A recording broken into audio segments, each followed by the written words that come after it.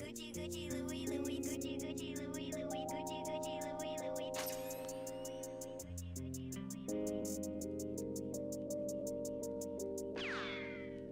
Gucci, Gucci, Louis, Louis, Gucci, Gucci, Louis, Louis, Gucci, Gucci, Louis, Louis. Fendi, Fendi, Prada, Fendi, Fendi, Prada, Fendi, Fendi, Prada, Gucci, Gucci, Louis, Louis, Gucci, Gucci, Louis, Louis, Gucci, Gucci, Louis, Louis. Fendi, Fendi, Prada, Fendi, Fendi, Prada, Fendi, Fendi, Prada, Gucci, Gucci, Louis, Louis, Fendi, Fendi, Prada. Them basic bitches wear that shit, so I don't even bother. Gucci, Gucci, Louis, Louis, Fendi, Fendi, Prada. Them basic bitches wear that shit, so I don't even bother. I put that on my partner, I put that on my family. Oakland City represent, address me as your majesty. Yeah, you can kiss a ring, but you can never touch the crown. I smoke a million Swisher blunts and I ain't never coming down. Bitch, you ain't no Barbie, I see you work at Harvey. Never too supersized, hurry up, I'm starving. Gnarly, radical, on the block I'm magical. See me at your college campus, baggy full of Adderalls. Call me if you need a fix, call me if you need a boost. See them other chicken heads, they don't ever leave the coop. I'm in the coupe cruising, I got the stolen plates, serving all the fiends over there by the Golden Gate. Gucci, Gucci, Louis, Louis, Gucci, Gucci, Louis, Louis, Gucci, Gucci, Louis, Louis. Fendi, Fendi, Prada, Fendi, Fendi, Prada, Fendi, Fendi, Prada, Gucci, Gucci, Louis, Louis, Gucci, Gucci, Louis, Louis, Gucci, Gucci, Louis, Louis. Fendi, Fendi, Prada, Fendi, Fendi, Prada, Fendi, Fendi, Prada. Gucci, Gucci, Louis, Louis, Fendi, Fendi, Prada. Them basic bitches wear that shit, so I don't even bother. Gucci, Gucci, Louis, Louis, Fendi, Fendi, Prada. Them basic bitches wear that shit, so I don't even bother. I put that on my partner, I put that on my family. Oakland City represent, address me as your majesty. Yeah, you can kiss a ring, but you can never touch the crown. I smoke a million Swisher blunts and I ain't never coming down.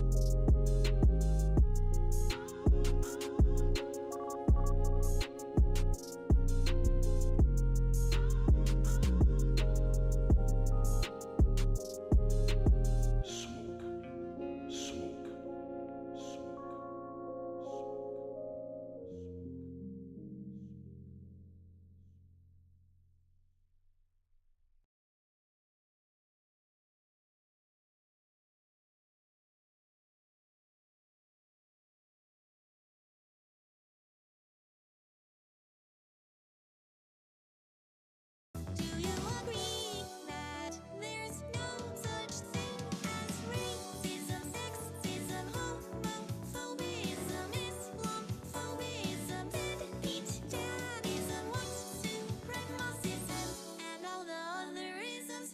Destiny, that's a woman's name.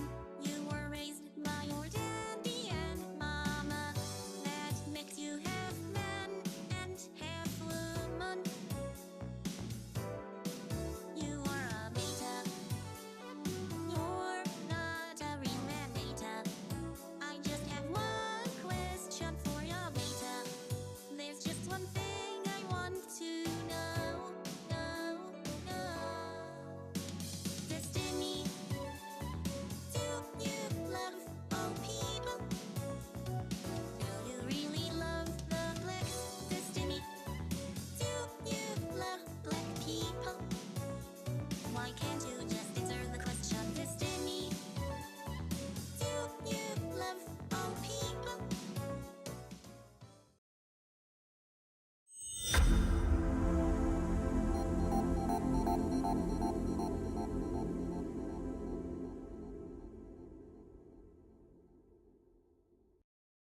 System, the company store, the paradigm of absolute control. And that's why we're just out here doing simple things, pointing out that we're meant to be in nature and be natural. And this is where we find the source that God made to transcend the New World Order. And that's why they want to try to keep us out of it. I'm angry. I've had enough of these people. They're a bunch of Christian murderers, scum. They're on giant death factories, keeping babies alive. They're selling their body parts. What more do you need to know about these people? I go out and face these scum. They literally they crawl out from under rocks. They have green-looking skin, and they run around screaming, we love Satan, we wanna eat babies. I have them on video. Hillary's in the creepy, weird, sick stuff, man. She sleeps in the same room with that creepy, weird woman whose mother wears a hood over her head. What the hell? That woman number one is ugly. Imagine how bad she smells, man.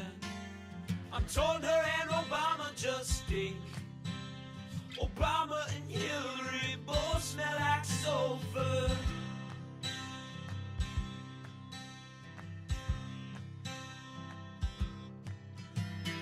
Literal vampire pot belly goblins are hobbling round coming after us.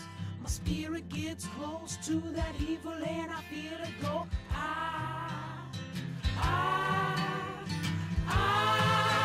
We're such self-centered crap. We don't even notice hell itself rising up against us. Millions of pointed people of the very worst type, and I'm so pissed. We're gonna stab your daughter at the mall. We're gonna stab your wife, your son. We're gonna stab you with a butcher knife, and then the police chief is gonna say, we love our Somalis, we love our Muslims. Oh, they're so good, oh, they're so sweet. I was watching Fox News as I worked out this morning. Horrors in this house. There's some horrors in this house. There's some horrors in this house. There's some horrors in this house. I said certified freak. 7 days a week. Wet ass P word. Make that pullout game weak. Yeah, you effin' with some wet ass P word. Bring a bucket and a mop for this wet ass P word. Give me everything you've got for this wet ass P word. Beat it up, N word, catch a charge. Extra large and extra hard. Put this P word right in your face. Swipe your nose like a credit card. Hop on top, I wanna ride. I do a kegel while it's inside. Spit in my mouth, look in my eyes. This P word is wet, come take a dive. It continues along these lines. And it gets significantly more vulgar. Like, a lot more vulgar.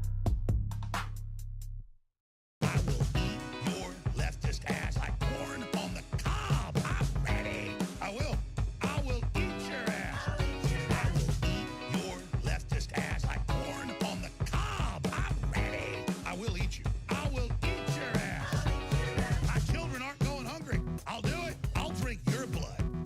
And I'm starting to think about having to eat my neighbors. You think I like sizing up? I'm gonna haul him up back chain. Chop his ass up, size it up. I'm gonna haul him up back chain. Chop, chop, chop, chop. I will eat your leftist ass like corn on the cob. I'm ready. I will eat your ass. I will eat your leftist ass like corn on the cob. I'm ready. I will eat you. I will eat your ass. I'll barbecue your ass flat. I will cook your ass up so fast, and I'll tell them, well, I killed a cow out back, baby. You think Christ would eat somebody? He would never do that. I will. I'm ready to hang them up, gut them and skin them and chop them up. You know what? I'm ready. I will eat your leftist ass like corn on the cob. I'm ready. I will eat your ass.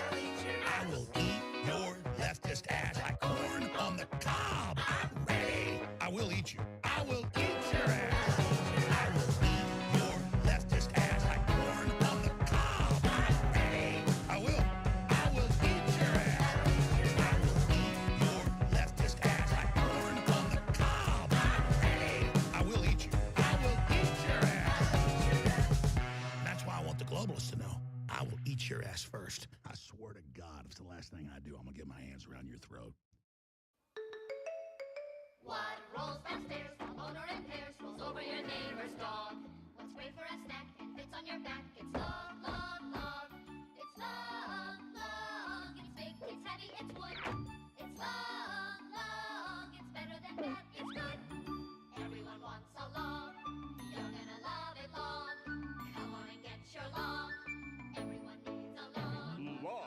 from Blammo.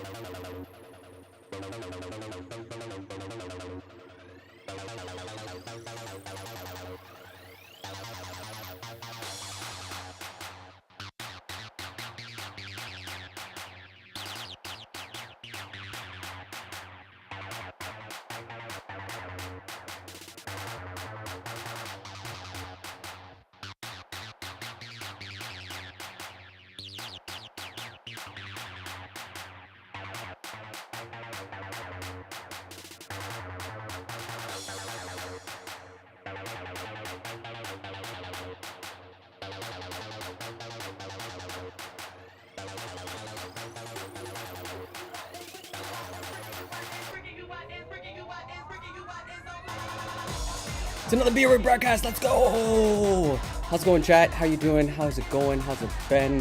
It is another B-Word broadcast. That's right. It is Tuesday, December 20th, and it is an unusual stream for me today, for sure. So many technical issues at the beginning, but we're here for it. I'm excited. Hope you're excited. We're looking at the final day of the January 6th commission. So yeah, we're gonna take a look at that live. We're gonna see what's going on there. And yeah, from what I hear, they're gonna send criminal charges. We're gonna see if Donald Trump actually gets in trouble. We're gonna find out for sure. I'm peeking. I got a totally different setup. Bunch of broken things. Bonjour, ça va bien ce matin? Coucou. I'm way up north in Cochrane. It's a winter wonderland here. Should go sliding. I'm way up north, northern Ontario, and just seeing family. Yeah. Sorry, I meant to touch base with you before I left, but just been so busy. I'll be back before New Year's Eve if you want to party with some Francophones. I think there's a house party. But yeah, we got a crazy stream today. We're checking out bad men hopefully getting in trouble. First, Donald Trump with the January 6th commission, and then we're gonna go see Harvey Weinstein. He apparently got convicted of SA, of doing bad things. So we're gonna see what exactly what's going on there. So yeah, let's check it out. I'm on a new setup. Everything's different and broken. Sorry for the blinding light here and there. Production will get better eventually. But we're doing some Christmas vibes. We're chilling. We're gonna check out this very interesting committee hearing. It's, you know, it's big news. It's big things happening, and we're gonna see if Trump actually eats any amount of trouble. I did have a bunch of problems this morning, which is why I'm so late. Wow, it's 10:30. But it's all right. It's fine. It's all good. The final report, it's like 3 hours long. I had it queued up. So yeah, let's check this out. We're gonna see a final report on what happened in January 6th. And yeah, from what I understand, a bunch of people who are in power right now, like, what's his name, McCarthy or whatever, are like, might see charges. Okay, so we got a problem there. I'm not used to streaming on my Mac, so excuse me, I'm still kind of finding my feet. Different setup. And, okay, so let's try this again. We are trying to have you out there now. Okay, here we go. Day one. Prime time production, including some never-before-seen footage from the January 6th Capitol attack. We need to have the doors of the Capitol. I need court support. As the House committee investigating the assault held its first public hearing, presenting nearly a year's worth of work to the American people. Let's make this bigger. From the start, committee chair Benny Thompson of Mississippi made clear this was no spontaneous riot. January 6th was the culmination of an attempted coup. Yeah, I think like the big news was that all the Republicans were texting each other in the month leading up to it.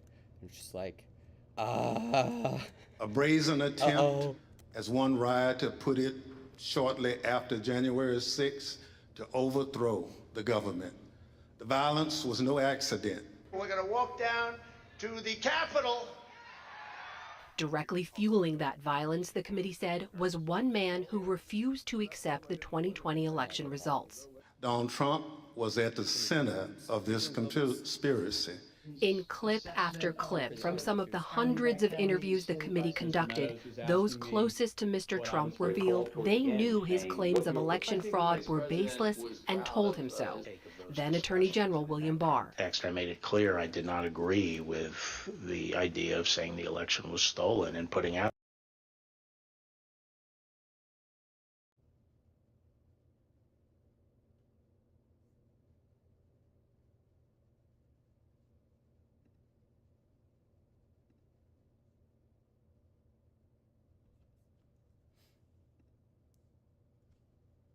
oh man, I'm having so many mic problems here.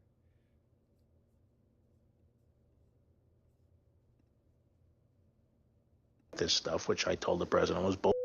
You can't.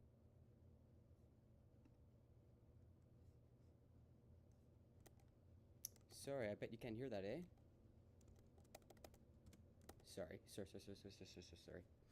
I realized I had the audio coming out like three different ways. There's just like this little subtle background noise. I've had a heck of a time this morning trying to figure out how to make this Mac work. I'm pretty sure that Macs are not built for this. They're just not ready for it. Okay. So let me just set this up. Multi-output. There we go. Okay, let's try this again.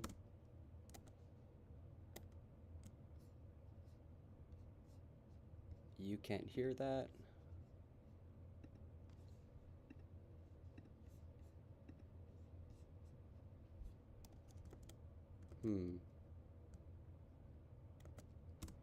Wow, so many problems this morning. I'm so sorry.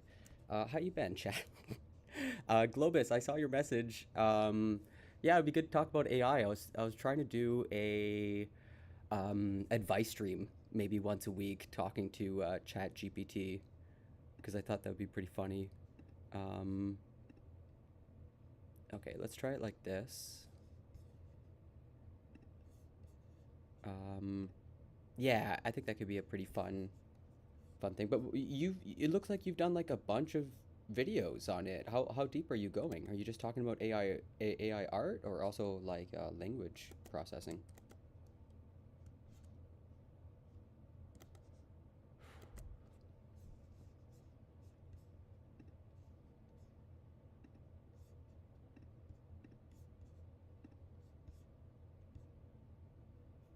I'm so confused. It's like I'm having a hard time just audio outputting to you for some reason. Macs are really painful. It's like they don't have a way to send the audio to you. You have to use like some third-party app. It's really frustrating and annoying. So yeah, tech support Andy over here. Unfortunately, I hate to say it. Just got to set up a few more things. Almost done. All right, let's try that. Showed the rage and violence unfolding outside the Capitol, We need an area. while inside, a picture of panic. In this clip, staffers fleeing the office of Republican House Minority Leader Kevin McCarthy.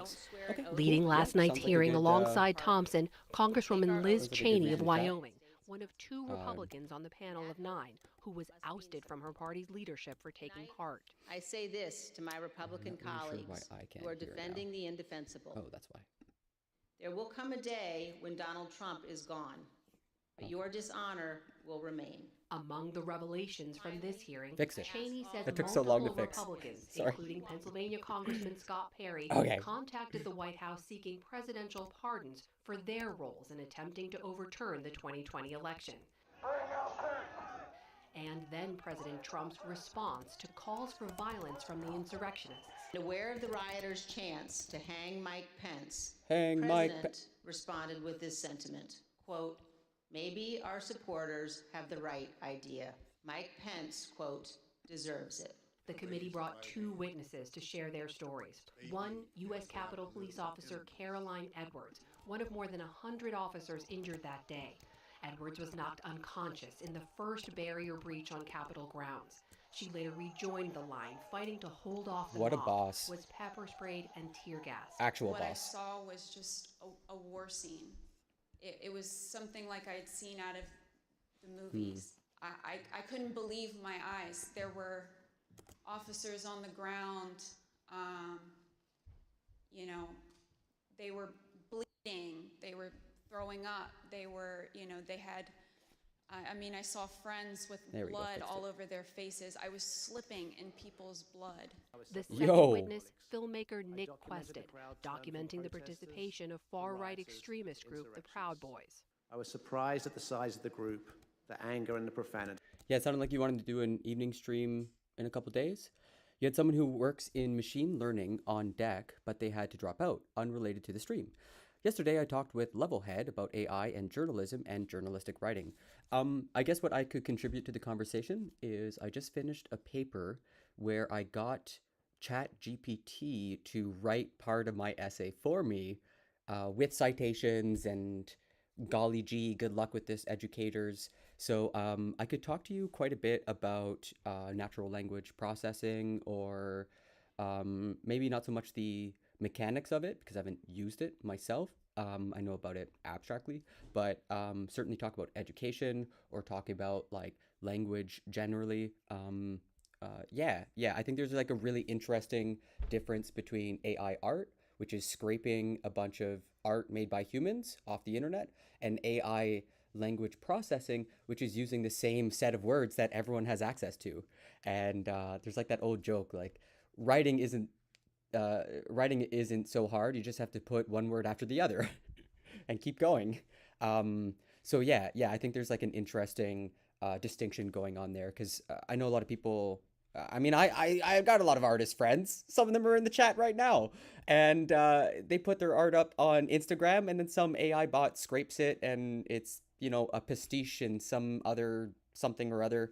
So I don't know. I'm sure there's good reason people feel uncomfortable about that. Artists need to get paid for their work. Should have been happening for a long time.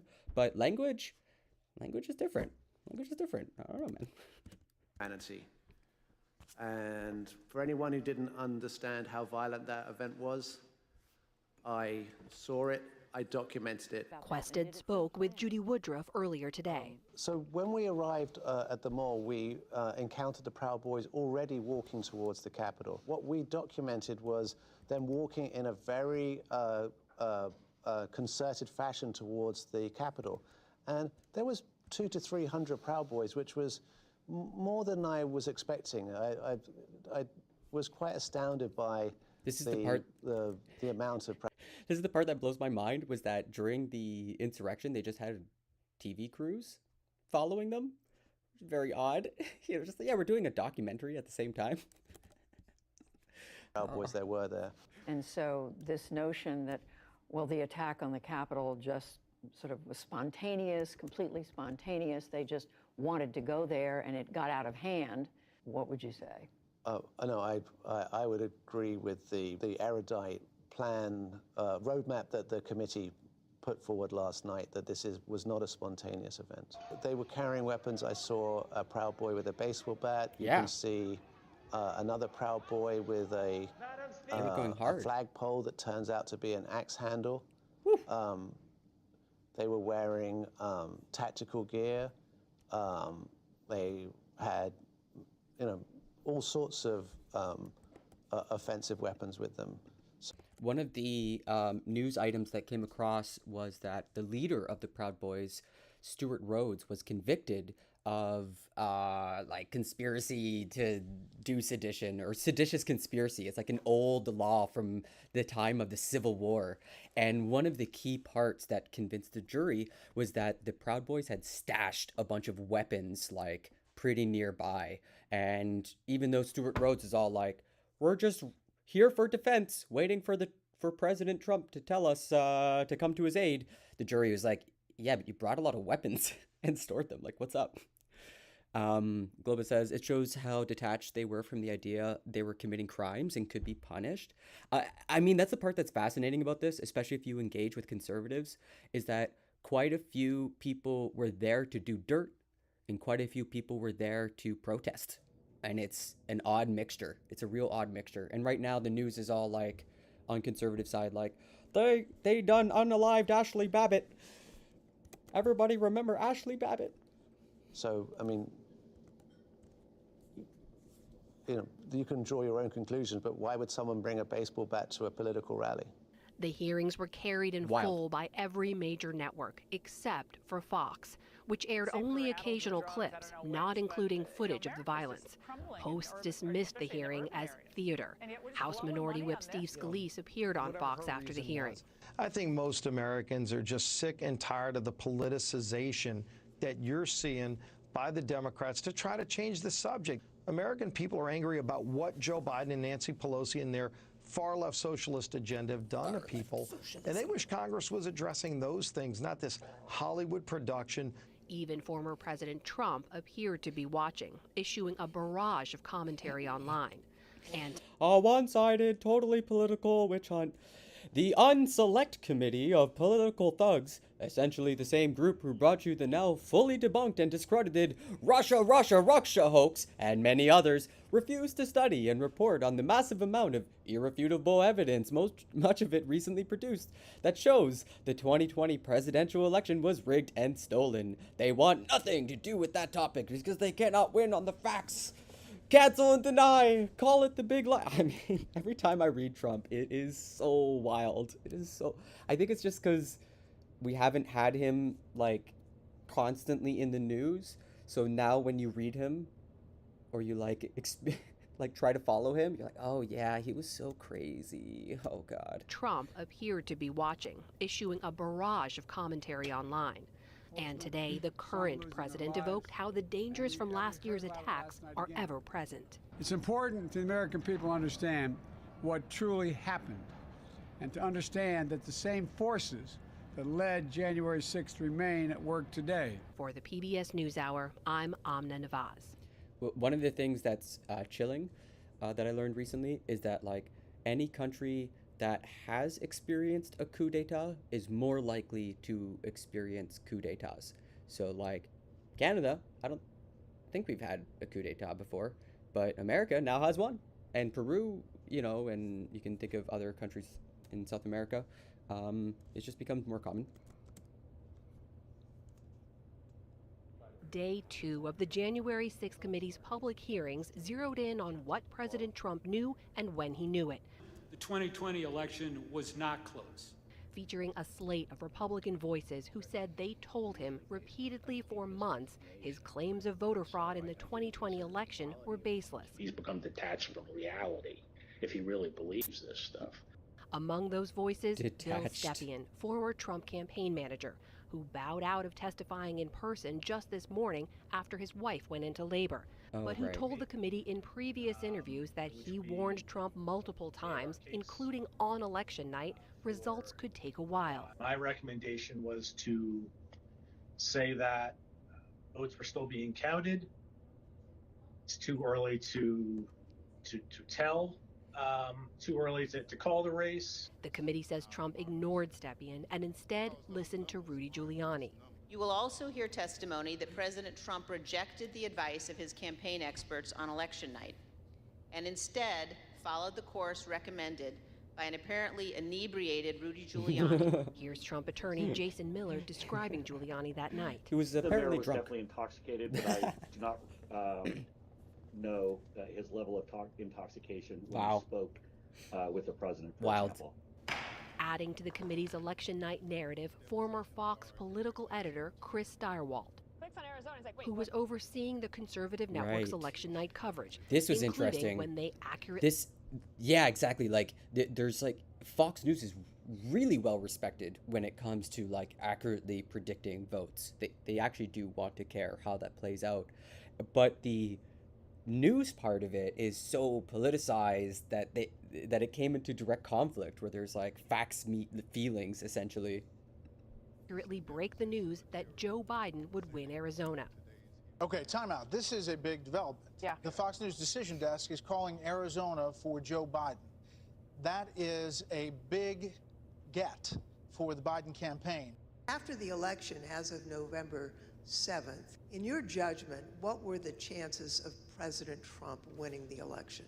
After that point? Yes. None. Despite advisors' warnings and the electoral math not in his favor, Trump took the stage in the early morning hours of November the 4th and said this. Oh, I forgot about this. We did win this election. Oh, he just tries to take it.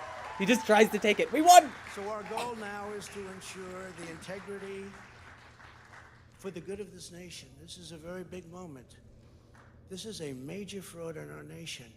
That night, according to witness testimony, launched a split within Team Trump. Those who continued to push the big lie he'd won the 2020 election and those who didn't. Here's former Attorney General Bill Barr. I felt that before the election, it was possible to talk sense to the president.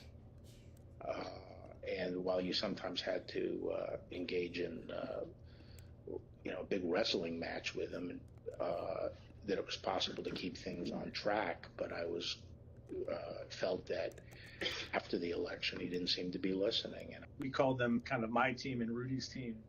I didn't mind being characterized as being part of Team Normal. The committee's second panel told the story of just how far Trump went in the weeks after the election to dig up voter fraud where there was none, even as allegation after allegation, more than 60 cases in all, were dismissed or found to be without merit by judges. Former U.S. Attorney for the Northern District of Georgia, B.J. Pack, appointed by Trump, said he was asked to look into an allegation about a suspicious suitcase filled with fake ballots. We found that the suitcase full of ballots, the alleged black suitcase that was being seen pulled from under the table, was actually an official lockbox where ballots were kept safe. Pack resigned on January the 4th of 2021 after details of Trump pressuring Georgia's Secretary of State to quote-unquote find more votes became public. Al Schmidt, the lone Republican on Philadelphia's election board, was asked to probe other voter fraud allegations. Not only was there not evidence of 8,000 dead voters voting in Pennsylvania, there wasn't evidence of 8. Even for these Republican officials, Not even in the Trump's single repeated digits. lie led his supporters, echoing those lies, to make very real threats. After the president tweeted at me by name, calling me out the way Scary. that he did, the threats became much more specific. That's something that like you keep seeing reproduced over and over again. It's really not good. Much more graphic, and included not just me by name, but included members of my family by name, their ages, our address, pictures of our home. For the PBS Yikes. NewsHour, I'm Amna Nawaz. Okay, The let's see. Congressional Committee investigating the January 6th attack. Let's see here. I feel something's messed up here. We're getting a big summary, but let's actually just kind of skip ahead, see if we can jump right to the live rather than the actual, because it's nice to have a recap, but I would rather just get to the live final report. I had it ready to go, and then I had to reboot my computer.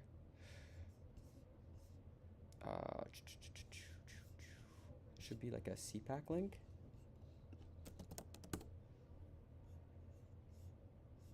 Where are you, CPAC? I guess PBS is the one with it. Dang.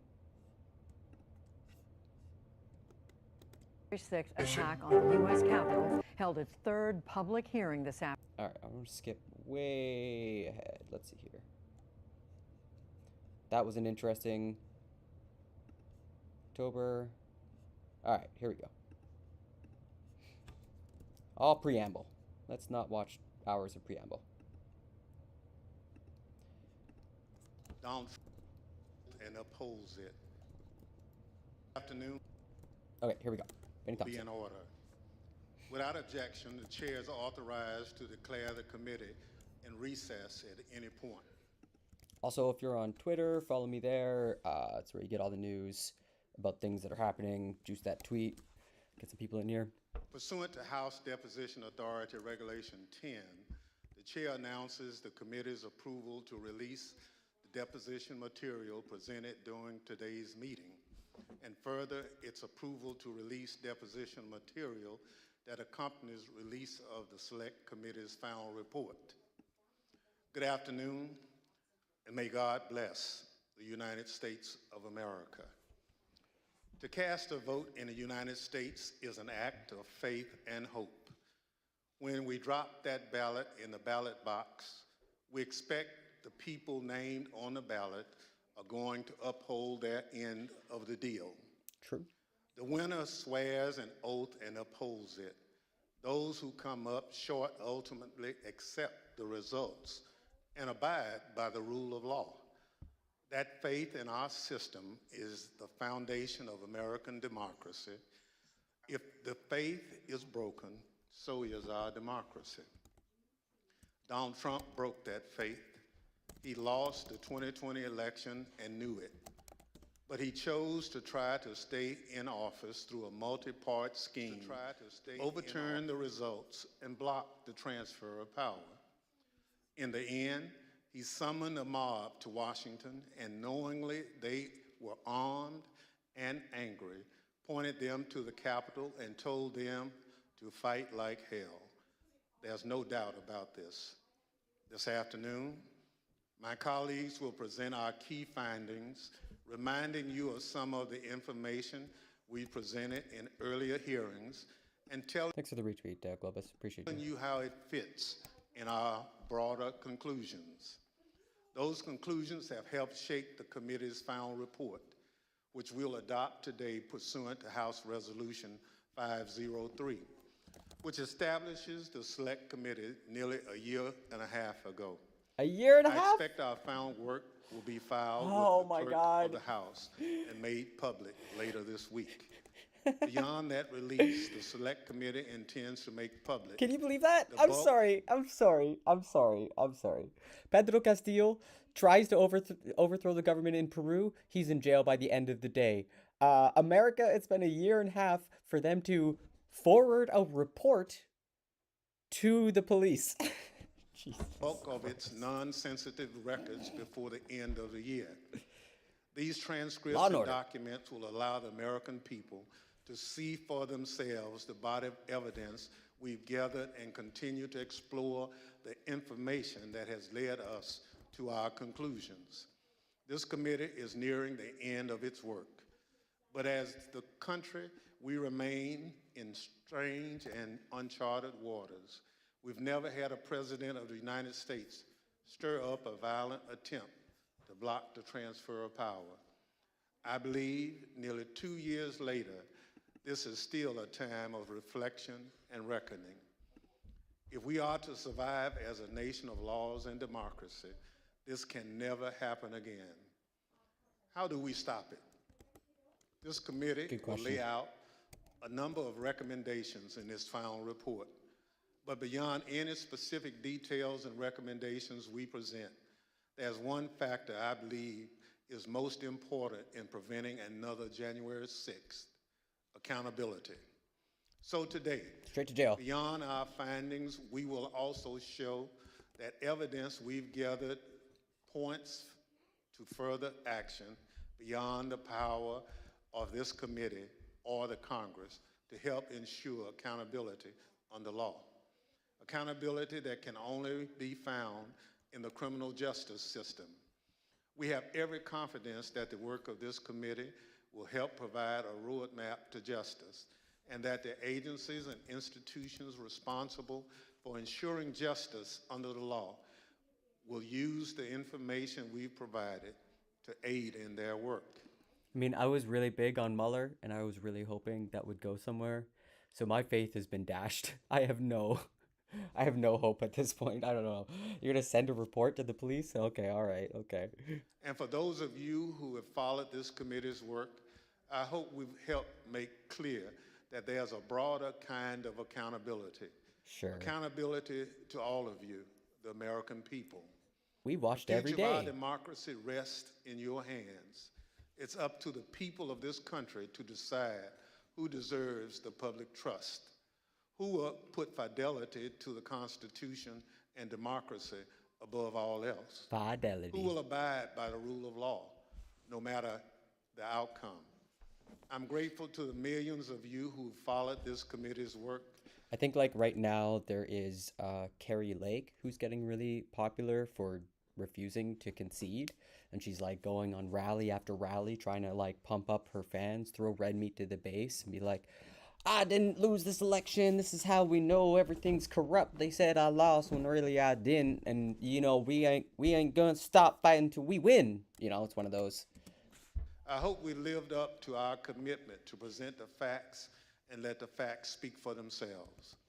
Let me say in closing, the women and men seated around me on this dais are public servants in the most genuine sense. They put aside politics and partisanship to ensure the success of this committee in providing answers to the American people. I especially want to thank and acknowledge our vice chair, who has become a true partner in this bipartisan effort. There's almost certainly going to be books written about Liz Cheney and her place in history, even though she's a Cheney. Cheney of Wyoming. And I also recognize her for any opening statement that she cared to offer. Thank you very much, Mr. Chairman, and thank you for your tremendous leadership of this committee. I know we all have benefited greatly from your wisdom and your wise counsel, so thank you very much. In April of 1861, when Abraham Lincoln issued the first call for volunteers for the Union Army, my great-great-grandfather, Samuel Fletcher Cheney, joined the 21st Ohio Volunteer Infantry. He fought through all 4 years of the Civil War, from Chickamauga to Stones River to Atlanta. He marched with his unit in the Grand Review of Troops up Pennsylvania Avenue in May of 1865, past a reviewing stand where President Johnson and General Grant were seated. Silas Canfield, the regimental historian of the 21st Ohio Volunteer Infantry, described the men in the unit this way. He said they had a just appreciation of the value and advantage of free government and the necessity of defending and maintaining it. And they enlisted, prepared to accept all the necessary labors, fatigues, exposures, dangers, and even death for the unity of our nation and the perpetuity of our institutions. I have found myself thinking often, especially since January 6th, of my great-great-grandfather and all those in every generation who have sacrificed so much for the unity of our nation and the perpetuity of our institutions. At the heart of our republic is the guarantee of the peaceful transfer of power.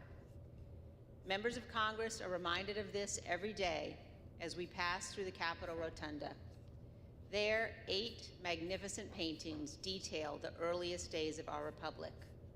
One, painted by John Trumbull, depicts the moment in 1793 when George Washington resigned his commission, handing control of the Continental Army back to Congress. Yeah, that actually was Trumbull big. called this, quote, one of the highest moral lessons ever given the world. It's like the first time. It was like the first time somebody's like, "Yeah, I'm gonna give up power so that we can create this idea of power moving, you know, being like held not by a person but by an institution." With this noble act, George Washington established the indispensable example of the peaceful. If the DOJ doesn't indict Trump, I will pave the way. It will pave the way for more and better coups, absolutely. I mean, if anything, a lot of people would say there's a slow coup going on right now, although the midterms might, you know, the Republicans getting trounced in the midterms might say otherwise. If the DOJ does indict Trump, it paves the way for future Congresses to hold hearings on their political enemies. They were doing that anyways. I mean, the reason Hillary Clinton was a household name was because of the Benghazi hearings, which were like 11-hour, all-day televised hearings where Hillary answered questions day in, day out. It's one of those things where it's like, damned if you do, damned if you don't. Just the Republicans are already frothing at the mouth for all the congressional power they're going to abuse. they're going to do it anyway, so you may as well get your things in. But presidents have been off limits. Yeah, but also, I mean, this guy kind of broke through so many of the guardrails that people are sort of like take, for example, one of the major things that we're going to find out they send a criminal referral for is like all the secret documents he stole. Now, he didn't steal those as a president. He stole those as a citizen. So what? Is he above? If we're watching George Washington right now stop being president with king powers and return to being a citizen, which is what this painting is all about, like, come on, that is like sacred tradition in American, like, I don't know, hagiography, like how America writes about itself, about its own mythology. So yeah, although presidents have been off limits, you know, Nixon resigned because he was about to get impeached, and Trump got impeached twice, even though he wasn't removed.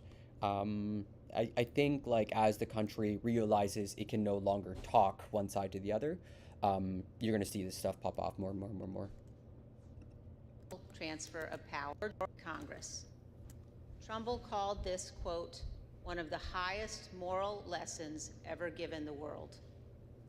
With this noble act, George Washington established the indispensable example of the peaceful transfer of power in our nation. Standing on the west front of the Capitol in 1981, President Ronald Reagan described it this way: the orderly transfer of authority as called for in the Constitution routinely takes place, as it has for almost 2 centuries, and few of us stop to think how unique we really are. In the eyes of many in the world, this every 4-year ceremony that we accept as normal is nothing less than a miracle. Every president in our history has defended this orderly transfer of authority, except one. True. And it's also there's like this one comment I came across that really messed with my head. It still does. It was an argument by the guy who wrote *Sapiens*, Yuval Noah, I can't remember his name, *Sapiens*. Really good book if you ever get the chance to read it. Yuval Noah Harari. Yeah, Yuval Harari. He had this point that's like every human, or most humans since the 2nd century, have lived in an empire. which hurts my head to think about. And is also part of why, like, the American empire is slightly exceptional in that it was the first to sort of, like, not rule through, like, genes, rule through hereditary family structures. January 6th, 2021 was the first time one American president refused his constitutional duty to transfer power peacefully to the next. In our work over the last 18 months, the Select Committee has recognized our obligation to do everything we can to ensure this never happens again. At the beginning of our investigation, we understood that tens of millions of Americans had been persuaded by President Trump that the 2020 election was stolen by overwhelming fraud. And we also knew this was flatly false. We knew that dozens of state and federal judges had addressed and resolved all manner of allegations about the election. Our legal system functioned as it should, but our president would not accept the outcome. You haven't read Sapiens, but this is the second time I've heard of it in a week, so I guess I should. Have you read Dawn of Everything? No, I haven't heard of it. I'll take a look. One of my favorite things in Sapiens it's worth reading that book just for this, is this idea that humans did not domesticate wheat, but wheat domesticated humans, and that we used to be hunter-gatherers, we'd roam around, we were nomadic, and then we discovered wheat, and we start to, jeez. Anytime there's anybody watching on YouTube, it's because it's a spam bot. But yeah, wheat ends up domesticating us, and it's kind of poor food, but it feeds more of us, and so we get addicted to it, and we start, like, settling down in like creating farms and becoming sedentary. And once there's more humans, it's just sort of beat out the nomads. All right, I'll fix that in the background. Oh God, YouTube's so annoying. YouTube's so annoying between DMCA and everything else. Yeah, it's a fascinating idea. He does a better idea of it. Among the most shameful of this committee's findings was that President Trump sat in the dining room off the Oval Office watching the violent riot at the Capitol on television. For hours, he would not issue a public statement instructing his supporters to disperse and leave the Capitol, despite urgent pleas from his White House staff and dozens of others to do so. Members of his family, his White House lawyers, virtually all those around him knew that this simple act was critical. For hours, he would not do it. During this time, law enforcement agents were attacked and seriously injured. The Capitol was invaded, the electoral count was halted, and the lives of those in the Capitol were put at risk. In addition to being unlawful, as described in our report, this was an utter moral failure and a clear dereliction of duty. There you go. Evidence of this can be seen in the testimony of President Trump's own White House counsel and several other White House witnesses. Yeah, his lawyers turned on him. No man who would behave that way at that moment in time can ever serve in any position of authority in our nation again. He is unfit for any office. In Peru, it took them a day to come to that conclusion. In America, it's taken years. Oh, God. The committee recognizes that our work has only begun. It's only the initial step in addressing President Trump's effort to remain in office illegally. Step one. Prosecutors are considering the implications of the conduct that we describe in our report, as are citizens all across our nation. In 1761, John Adams wrote, "The very ground of our liberties is the freedom of elections." Faith in our elections and the rule of law is paramount to our republic. Election deniers, those who refuse to accept lawful election results, purposely attack the rule of law and the foundation of our country. The history of our time will show that the bravery of a handful of Americans doing their duty saved us from an even more grave constitutional crisis. Elected officials, election workers, and public servants stood against Donald Trump's corrupt pressure. Many of our committee's witnesses showed selfless patriotism, and their words and courage will be remembered. The brave men and women of the Capitol Police, the Metropolitan Police, and all the other law enforcement officers who fought to defend us that day saved lives and our democracy. Finally, I wish to thank my colleagues on this committee. It has been a tremendous honor to serve with all of you. Oh. We have accomplished great and important things together, and I hope we have set an example. And I also want to thank all of those who have honorably contributed to the work of our committee and to our report. We have accomplished much over a short period of time. Many of you sacrificed for the good of our nation. You have helped make history, and I hope helped to right the ship. Thank you, Mr. Chairman. I yield back. Because back. Pretty much the best case scenario is that, like, the DOJ indicts Trump and he gets convicted and it rights the ship. But that requires the belief that that Republicans will accept his conviction. I think that's kind of like the real bump in the road. Like when the DOJ arrests him and there's a perp walk, like things are gonna, like, I don't know how that moment's gonna go. As you know, this is our final meeting of our committee. Over the course of the last year and a half, we presented evidence in 10 public hearings, testimony from our brave law enforcement officers, senior White House, and campaign officials, and many others. Today, we are prepared to share our final findings with you. But before we do so, it's important to remember what we've learned, and critically, exactly what happened at the United States Capitol on January 6th. Without objection, I include in the record a video presentation of some of the key evidence our investigation has They made uncovered. a video. Nice. Graphic violence warning. There were officers on the ground. They were bleeding. They were throwing up. I mean, I saw friends with blood all over their faces. I was slipping in people's blood. Sheesh. As I was swarmed by a violent mob, they ripped off my bag. Yeah, and like you said, it has taken a year and a half of just this portion. Meanwhile, those allegedly responsible have been out perpetrating the underlying lies.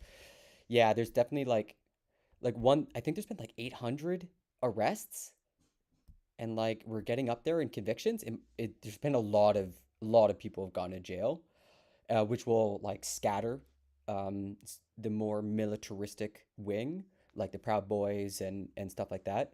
But the problem is that the underlying cultural dissonance, I don't know what you call it, but the underlying cultural tension is not gone. Like Republicans are doubling, tripling down, and they're still going through this weird split of like Republicans who don't think there are fair elections and Republicans who do. And once that split's complete, the people who don't believe the election is legit will go full militaristic. It's going to be game over. Like, I don't know what you do at that situation. But not the people who provided the material support at the top. No, I mean, I think Roger, well, this is what we're going to find out here. Like, a lot of people at the top are getting criminal referrals. Most importantly, who's it? Kevin McCarthy, the House GOP leader, who is texting all the Congress critters, and they're all signing their texts with their name. Oh man, we gotta take back this country through force. Signed, Barry Weiss. Like, what the fuck? Why are you doing this? Badge. They grabbed and stripped me of my radio. They seized ammunition that was secured to my body. They began to beat me with their fists and with what felt like hard metal objects. The key thing to do is to claim victory. No, we won. Fuck you. Sorry, over. We won. Yeah. You're wrong. Fuck you. This was big. Right out of the box on election night, the president... That clip? You're wrong. Fuck Roger Stone, November 1st. So in November, they were planning all through November. And that's why we have texts between Kevin McCarthy and the other Republicans being like, this is it. Doesn't matter how the vote goes. We just gotta say we won. Right out of the box on election night, the president claimed that there was major fraud underway. I mean, this happened, as far as I could tell, before there was actually any potential of looking at evidence. I didn't think what was happening was necessarily honest or professional at that point in time. So that led to me stepping away. Honest or Generally professional. discussed on that topic was whether the fraud, maladministration, abuse, or irregularities, if aggregated and read most favorably to the campaign, would that be outcome determinative? And I think everyone's assessment in the room, at least amongst the staff, Mark Short, myself, and Greg Jacob, was that it was not sufficient to be outcome determinative. I told him that I did believe, yes, that once those legal processes were run, if fraud had not been established that had affected the outcome of the election, then unfortunately I believed that what had to be done was concede the outcome. What were the chances of President Trump winning the election? After that point? Yes. None. None. Oh man, they're building such a good case. So what are we going to do here, folks? I only need 11,000 votes. Fellas, I need 11,000 votes. Stop. Give me a break. Stop. The numbers are the numbers. The numbers don't lie. We had many allegations, and we investigated every single one of them. Did one of them make a comment that they didn't have evidence, but they had a lot of theories? Yeah. That was Mr. Giuliani. Yeah. And what exactly did he say, and how that come up? My recollection, he said, we've got lots of theories, we just don't have the evidence. You're asking me sounds about right to do something that's never been done in history, the history of the United States, and I'm going to put my state through that without sufficient proof? It's a tape earlier in the day of Ruby Freeman and Shay Freeman Moss and one other gentleman quite obviously surreptitiously passing around USB ports as if they're vials of heroin or cocaine. In one of the videos we just watched, What? Mr. Giuliani accused you and your mother of passing some sort of USB drive to each other. What was your mom actually handing you on that video? A ginger mint. Ah! Do you know how it feels to have the President of the United States to target you? Wild. The President of the United States is supposed to represent every American, not to target one. Black woman asking whether the president recognizes her as an American. I did not agree with the idea of saying the election was stolen and putting out this stuff, which I told the president was bullshit. He wanted to talk about that he thought the election had been stolen or was corrupt, and that there was widespread fraud. And I had told him that our reviews had not shown that to be the case. And I said something to the effect of, sir, we've done dozens of investigations, hundreds of interviews. Right. The major allegations are not supported by the evidence developed. Well, my first thought was, this is a terrible idea. Jeff Clark cannot be installed as acting Attorney General of the United States. That was wild. You ultimately told us that you described this meeting as not this meeting, the Georgia letter that was proposed as an effing murder-suicide pact. Do you remember? There was like this massive fight where Trump tries to bring in all these like goons and ridiculous people like not the MyPillow guy, but the weird lawyer, the Kraken lawyer, and a bunch of other people, and he sniffs it out and puts a stop to it. And Trump was going to institute some acting attorney general and start doing like martial law and stuff, like really crazy bonker stuff. And that's why strong language is being used by like the head lawyer. I remember using the term murder-suicide. Yes. That was a crazy arc. The pressure, Was which it your also impression came that from the Vice President had congressional directly Republicans? conveyed his position on these issues to the President, not just to the world through a Dear Colleague letter, but directly to President Trump? Many times. My view was that the Vice President didn't have the legal authority to do anything except what he did. And I said, hold on a second, I want to understand what you're saying. You're saying that you believe the Vice President, acting as President of the Senate, can be the sole decision maker as to, under your theory, who becomes the next President of the United States? And you said yes. I said, are you out of your effing mind?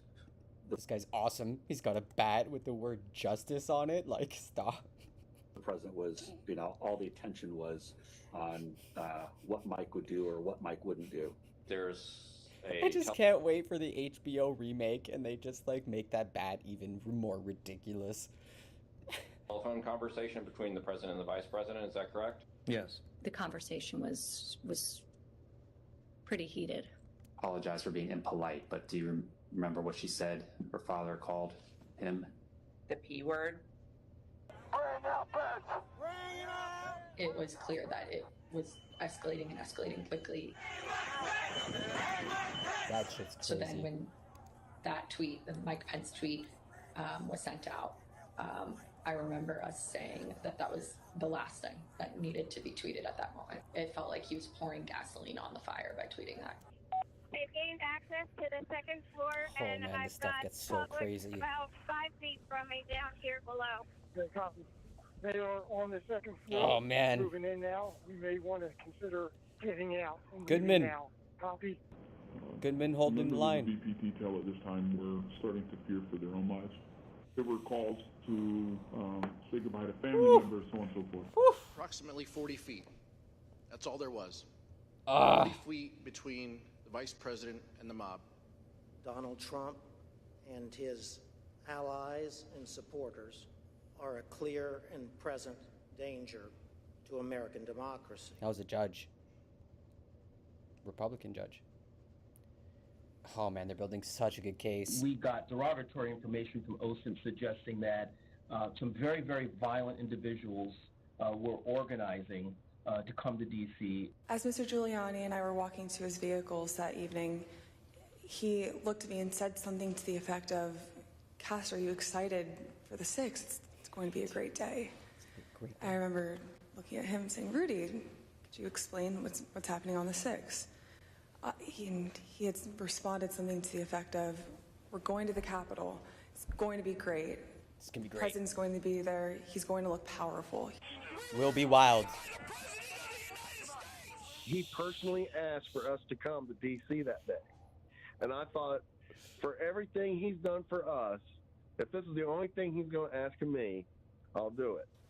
Well, basically, the president, 2 years, got everybody riled up, told everybody to head on down. So we basically were just following what he said. Lemmings. 187 minutes. That's almost 3 hours.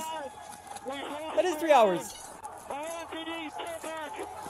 Within 15 minutes of leaving the stage, President Trump knew that the Capitol was besieged and under attack. So are you aware of any phone call by the President of the United States to the Secretary of Defense that day? Not that I'm aware of, no. Are you aware of any phone call by the President of the United States to the Attorney General of the United States that day? No. Oh. Are you aware of any phone call by the President of the United States to the Secretary of Homeland Security that day?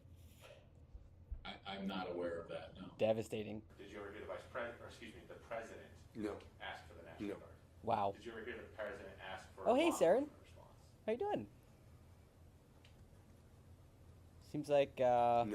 You got seems like I'll be talking about your favorite subject, AI, in the next couple of days. That should be fun. Going on the Capitol of the United States of America. Okay. And there's nothing. No call, nothing, zero. I remember Pat saying something to the effect of, Mark, we need to do something more. They're literally calling for the vice president to be effing hung. You're hunting for jobs. And Mark had responded something to the effect of, It's rough. You heard him, Pat. He thinks Mike deserves it. He doesn't think they're doing anything wrong. Who on the staff Any interviews? did not want people to leave the Capitol? Find anything good? On the staff? In the White House. I can't think of anybody, on that day who didn't want people to get out of the Capitol once, particularly once the violence started. No. Wow. I mean,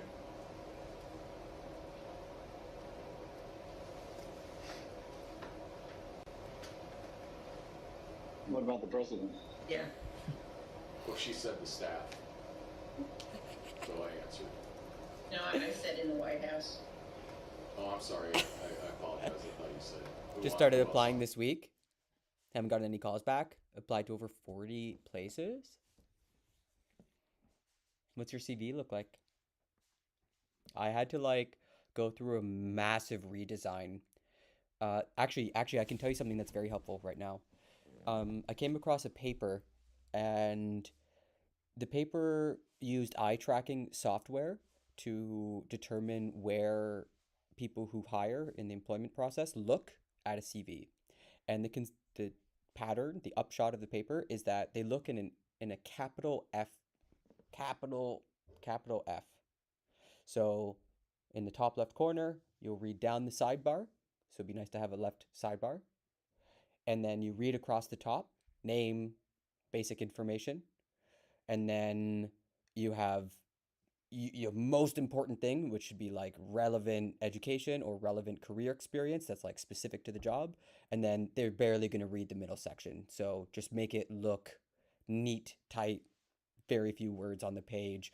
I used to have like this really dense Microsoft Word version, and then I switched it up for a modern one with lots of colors. I put my face on it even in the top left corner, like very little information, just like super summarized, and it did really good. It like got me a bunch of interviews, at least in the industry I was trying to get into. On the staff. I liked how he tried to lawyer his way out of this one. I can't. Yeah, hopefully you get something. But obviously, I think. Let us know. You know.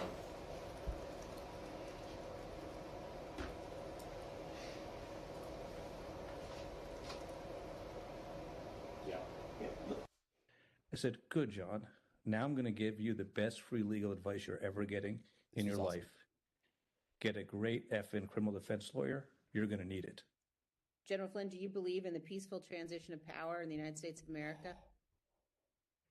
The fifth. He pleads the fifth.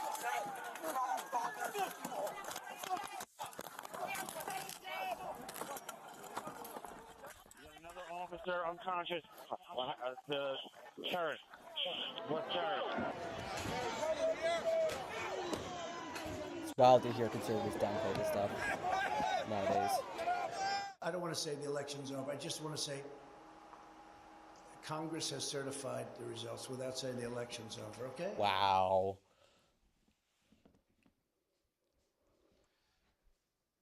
The chair now recognizes the gentlewoman from California, Ms. Lofgren, for an opening statement.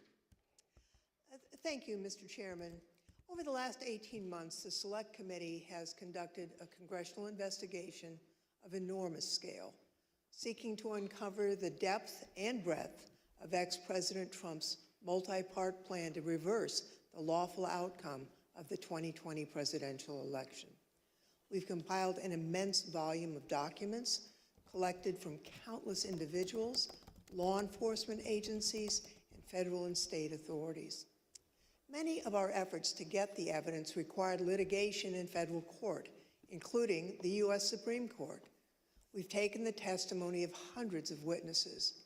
Now, while we couldn't show them all during the hearings, we focused on those who were most central, including our ex-president's White House aides, his senior Department of Justice officials, and senior members of his campaign. Based on this assembled evidence, the Select Committee has reached a series of specific findings. Now, many of these findings pertain to what has been called the big lie, the enormous effort led by ex-President Trump to spread baseless accusations. Big lie. And where have I heard that before? Gosh, gee willikers, what? Oh man, it's ringing such a bell. Where does that come from? The big lie. Oh God. Misinformation in an attempt to falsely convince tens of millions of Americans that the election had been stolen from him. Beginning even before the election and continuing through January 6th and thereafter, Donald Trump purposely disseminated false allegations of fraud in order to aid his effort to overturn the 2020 election. Ex-President Trump's decision to declare victory falsely on election night wasn't a spontaneous decision. It was premeditated. The committee has evidence that ex-President Trump planned to declare victory and unlawfully to call for the vote counting to stop, and that he told numerous allies about his intent in the weeks before the election. The committee found that Mr. Trump raised hundreds of millions of dollars with false representations made to his online donors. The proceeds from his fundraising, we have learned, have been used in ways that we believe are concerning. In particular, the committee has learned that some of those funds were used to hire lawyers. We've also obtained evidence of efforts to provide or offer employment to witnesses. For example, one lawyer told a witness the witness could, in certain circumstances, tell the committee that she didn't recall facts when she actually did recall them. That lawyer also did not disclose who was paying for the lawyer's representation, despite questions from the client seeking that information. He told her, quote, "We're not telling people where funding is coming from right now." We've learned that a client was offered potential employment that would make her, quote, "financially very comfortable" as the date of her testimony approached by entities that were apparently linked to Donald Trump and his associates. I'd also be careful, Saren, about where you use the lol emote. Some communities are discriminating against lol users, so just want to give you a warning. These offers were withdrawn or didn't materialize as reports of the content of her testimony circulated. The witness believed this was an effort to affect her testimony, and we are concerned that these efforts may have been a strategy to prevent the committee from finding the truth. Throughout the post-election period, ex-President Trump was told repeatedly by his campaign advisors, government officials, and others there was no evidence to support his claims of election fraud. Even since our last hearing, the Select Committee has obtained testimony from new witnesses who've come forward to tell us about their conversations with ex-President Trump on this topic. Here is one of his senior advisors, Hope Hicks. Seeing evidence of fraud on a scale that would have impacted the outcome of the election, and I was becoming increasingly concerned that... Oh, I messed up. I'm sorry. I reacted too hard. I reacted way too hard. Wait, Total Biscuit has Gamergate? Oh, that explains so much. I was wondering why people didn't like LOL or what it was all about. I thought it was just silliness. But okay, that explains it. Yeah, good. We got a lore master in the house. Seeing evidence of fraud on a scale that would have impacted the outcome of the election, and I was becoming increasingly concerned that we were damaging that's where the issue we were damaging his legacy. What did the president say in response to what you just described? He said something along the lines of, "But Pepe's okay." That's awesome. It's so weird. You know, nobody will care about my legacy if I lose. So that won't matter. The only thing that matters is yeah. Is it's kind of like Death of the Artist, you know? Culture remixes Despite all stuff. that, he continued to purposely and maliciously make false claims, sometimes within a day of being told that a particular claim was false and unsupported by the evidence. By the time the Electoral College... Oh, and whenever possible, we write weird in the old style, in the Nordic style here. College met to cast its votes on December 14th, 2020. A number of President Trump's senior staff, cabinet officials, and members of his family were urging him to facilitate a peaceful transition to the incoming administration. Branding he disregarded their advice, and he continued to claim publicly that the election had been stolen from him. Right. Numerous state and federal courts evaluated and rejected the Trump campaign's claims of voter fraud, including 11 judges 61. appointed by ex-President Trump himself. Many of these courts issued scathing opinions, criticizing the lack of evidence that ex-President Trump and his allies had advanced to support their claims. Numerous individuals associated with these efforts have since acknowledged that they were unable to find sufficient evidence of fraud to affect the election results, including in testimony to this select committee. Still, ex-President Trump repeated those false claims and tried to convince his supporters the election was stolen. This was an attempt to justify overturning the lawful election results. Donald Trump knowingly and corruptly repeated election fraud lies, which incited his supporters to violence on January 6th. And even he like continues to repeat his meritless claim that the election was stolen even today, and continues to erode our most cherished and shared belief in free and fair elections. Mr. Chairman, I yield back. Gentlewoman yields back. The chair recognizes the gentleman from California, Mr. Schiff, for an opening statement. Mr. Schiff, or Shift. Thank you, Mr. Chairman. He said it wrong. Building on his constant repetition of the big lie, President Trump engaged in an unprecedented effort to obstruct the joint session on January 6th, the proceeding where his electoral loss would be certified by Congress. This effort began in part in the states, which hold, count, and ultimately determine the winners of presidential elections. Many state officials were targeted by President Trump and his campaign. If anything, if you've been paying really close attention to this, the soft coup has basically moved to the states where, to the states and the Supreme Court, where Republicans have figured out that if they can get SCOTUS to sign on to this fringe idea, it will give them the power to, within a state, sort of ignore their state Supreme Court, which would mean they can just sort of declare someone an election winner, and if the Supreme Court says, well, you can't do that, that's unconstitutional, they'll be like, yeah, but you don't matter anymore because SCOTUS just ruled in our favor that we have more power than you, essentially, that checks and balances don't matter here. And that's pretty much going to be, a lot of legal experts say that might be the death knell of America. The local election workers he accused baselessly of election fraud, the state officials he pressured to stop the count or to find votes that didn't exist, and the state... It's called the independent electors theory, I think. Legislative officials he urged to disregard the popular will of the voters and their oath of office in order to name him the winner instead. Here are the Select Committee findings about President Trump's state pressure campaign.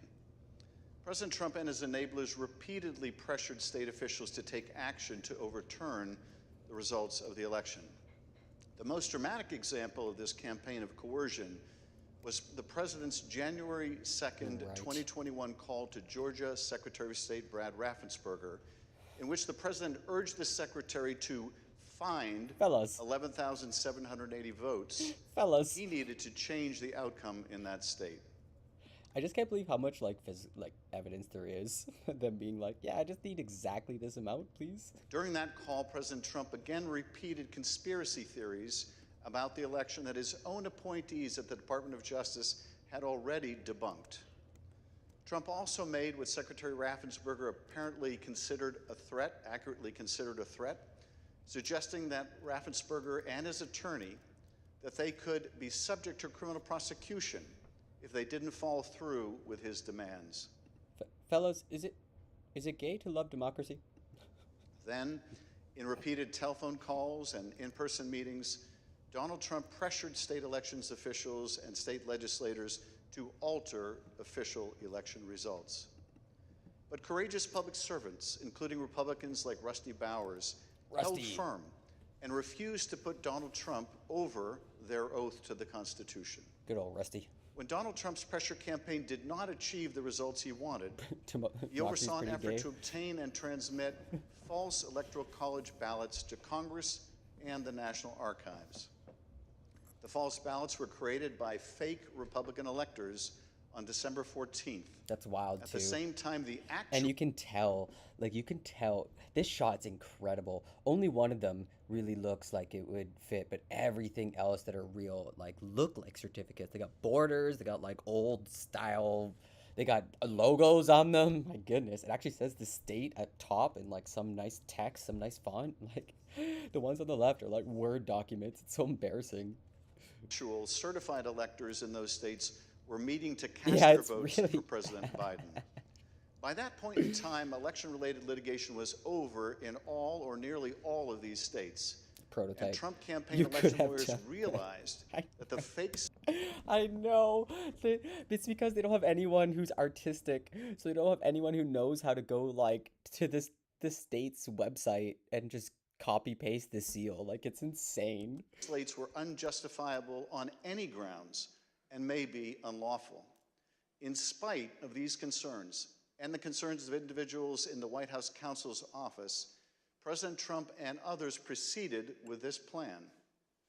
The Select Committee has developed evidence that these intentionally false documents were transmitted to multiple officers of the federal government and were intended to interfere with the proper conduct of the joint session, where the existence of so-called competing slates of electors would serve as a pretext for legitimate electoral votes to be rejected. President Trump repeatedly attacked state and local officials who refused to do his bidding, as well as local elections workers who he baselessly accused of fraud. As Ruby Freeman and the testimony of other elections officials so powerfully demonstrated, the people who drew President Trump's ire or were the subject of his lies faced real-world consequences, including public harassment and death threats. Some of these elections workers and officials have been forced to leave their homes. Others have been forced to leave the jobs they loved. Take a listen to Ms. Freeman's story. Where have we heard that before? Now I won't even introduce myself by my name anymore. Wow. I get nervous when I bump into someone I know in the grocery store who says my name. My name is my name. I'm worried about who's listening. I get nervous when I have to give my name for food orders. Wow. I'm always concerned of who's around me. I've lost my name and I've lost my reputation. Sheesh. The treatment of Ms. Freeman and her daughter Shay Moss and so many others around the country was callous, inhuman, inexcusable. And it maps like 1-to-1 to like the Sandy Hook survivors, like the parents and stuff. Like they all got harassed and had to like flee their homes because there's like right-wing conspiracy theories that were just targeting them and doxing them online, which apparently the right wing cares about, allegedly. And dangerous. And those responsible should be held accountable. Mr. Chairman, I yield back. Democrats with a spine? Gentleman yields back. No. The chair recognizes the gentleman from Illinois, Mr. Kingsinger, for an opening statement. Thank you, Mr. Chairman. Just the opening certainly one of the many important components of our federal government is the Department of Justice. It's the body that it's responsible for enforcing our laws and investigating criminal wrongdoing. For this reason, it's of the utmost importance that our Department of Justice operates as a fair and neutral body that enforces our federal laws without fear or without favor. I love how like the FBI scuttled the election by announcing some like really weak investigation into Hillary's servers, Hillary Clinton's servers. Oh my God, buttery mails. It is this critical function that President Trump sought to corrupt, as he sought to use the Department of Justice to investigate and prosecute purported election fraud and to help him convince the public that the election was stolen. The Select Committee has made the following findings with respect to the Department of Justice. In the weeks immediately following the 2020 election, Attorney General Bill Barr advised President Trump that the Department of Justice had not seen any evidence to support Trump's theory that the election was stolen by fraud. No evidence. No evidence. Over the course of the 3 meetings in this post-election period, Attorney General Barr assured President Trump that the Justice Department was properly investigating claims of election fraud. He debunked numerous election fraud claims, many of which the president would then go on to repeat publicly. And he made clear that President Trump was doing, quote, a great disservice to the country by pursuing them. After Attorney General Barr's resignation, President Trump requested that the acting leadership of the department, Jeffrey Rosen and Richard Donahue, quote, just say the election was corrupt. Just and say leave it. the rest to me and the Republican congressman. Oh my In other God. words, Holy shit, I forgot about that quote. It's so damning. He didn't just say it, leave it to me. He said it, leave it to me and the Republican congressman. Oh my God. just tell a small lie to put the facade of legitimacy on this lie. And the Republican congressman and I can distort and destroy and create doubt all ourselves. Between December 23rd and January 3rd, President Trump called or met with them nearly every day and was told repeatedly the Department investigation showed no factual support for Trump's fraud allegations. Mr. Rosen and Mr. Donahue told him that the fraud claims were simply untrue.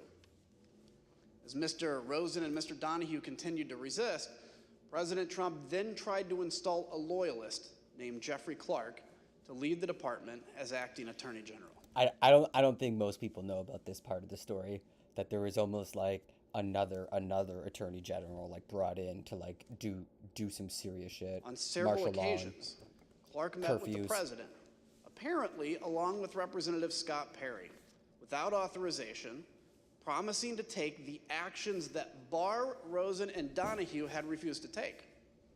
In particular, Mr. Clark intended to send a letter that he had drafted with the help of a political appointee that the White House installed at DOJ with just weeks left in the administration.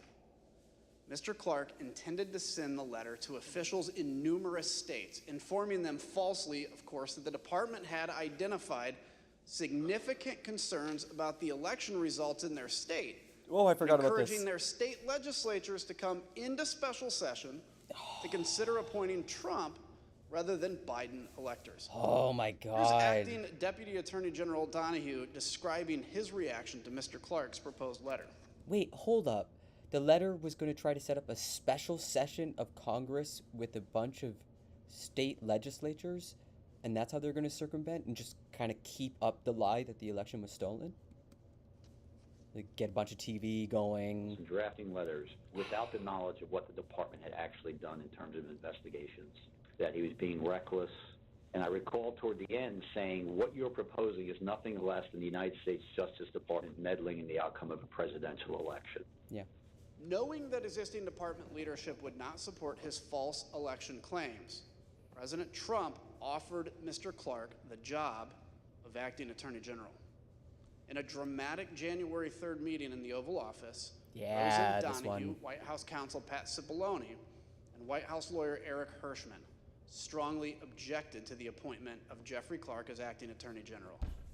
Mr. Clark pleaded his case and offered to send the letter that he had drafted. The White House counsel called the Clark letter, quote, a murder-suicide pact.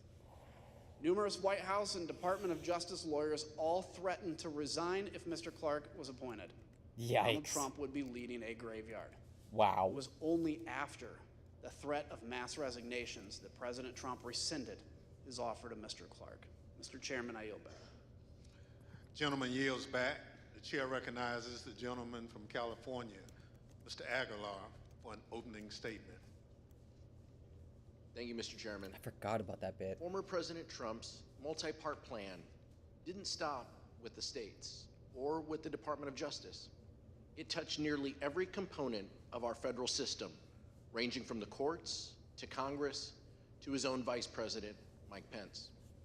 In the weeks before January 6th, Mr. Trump turned to the man who had served him loyally for 4 years. No wonder they're trying to like make this seem like it was just a single day riot of pissed off people instead of like this sprawling attempt to like create special sessions, install acting attorney generals, and like oh my God. He embraced an illegal scheme proposed by John Eastman and others who concocted an unfounded legal theory that the vice president could reject Joe Biden's electoral votes during the joint session.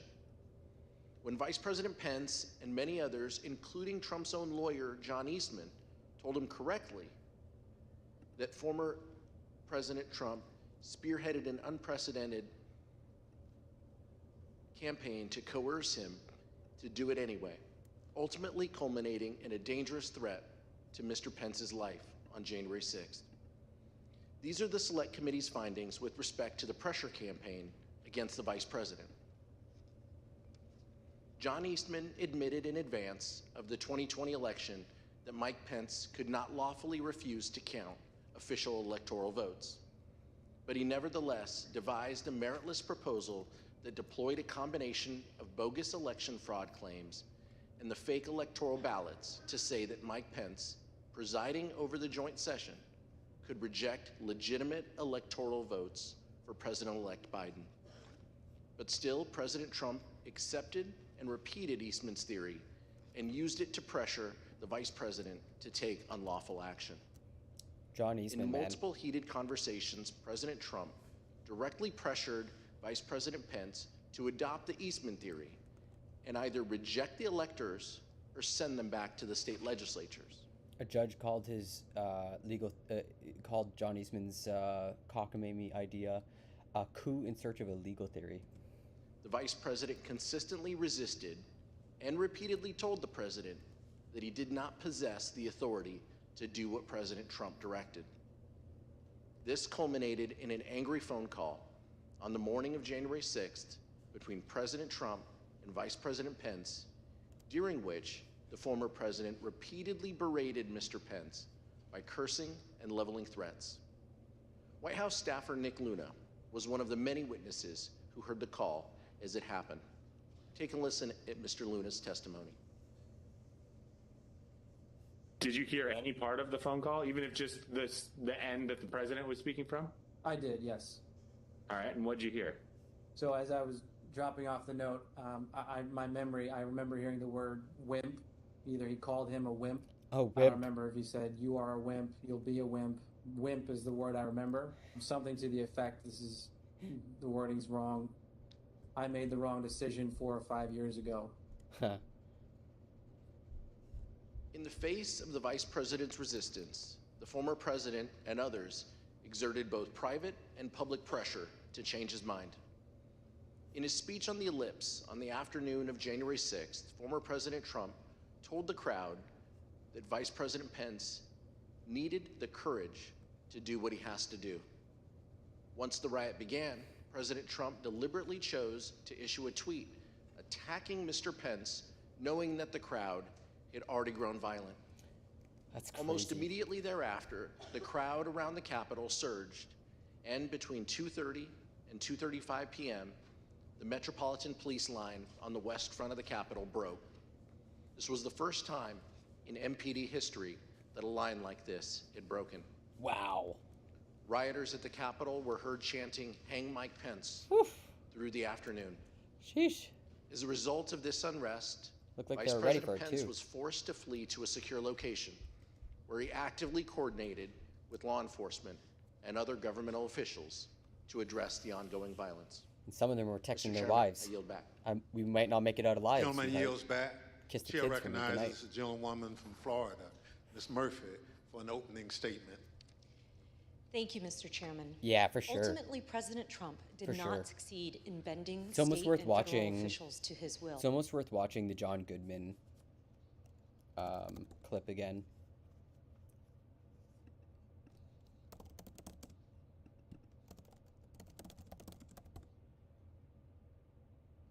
Yeah, the January 6th, this clip.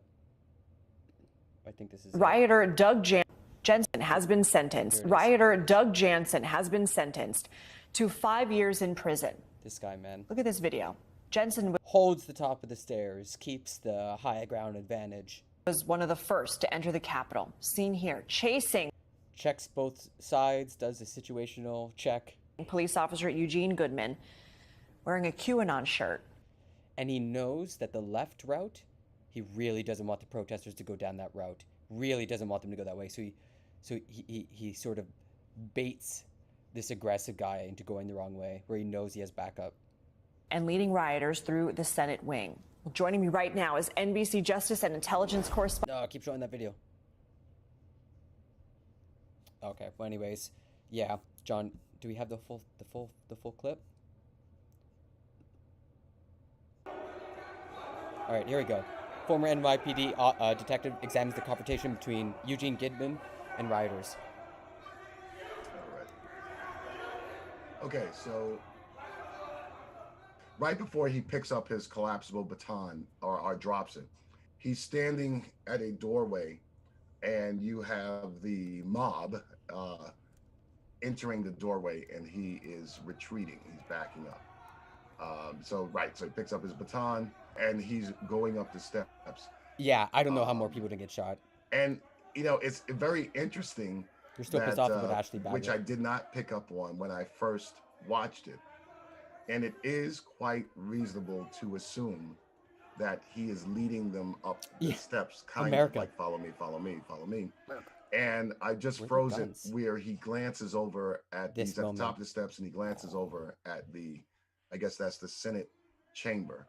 The Senate chamber. Which is really interesting. So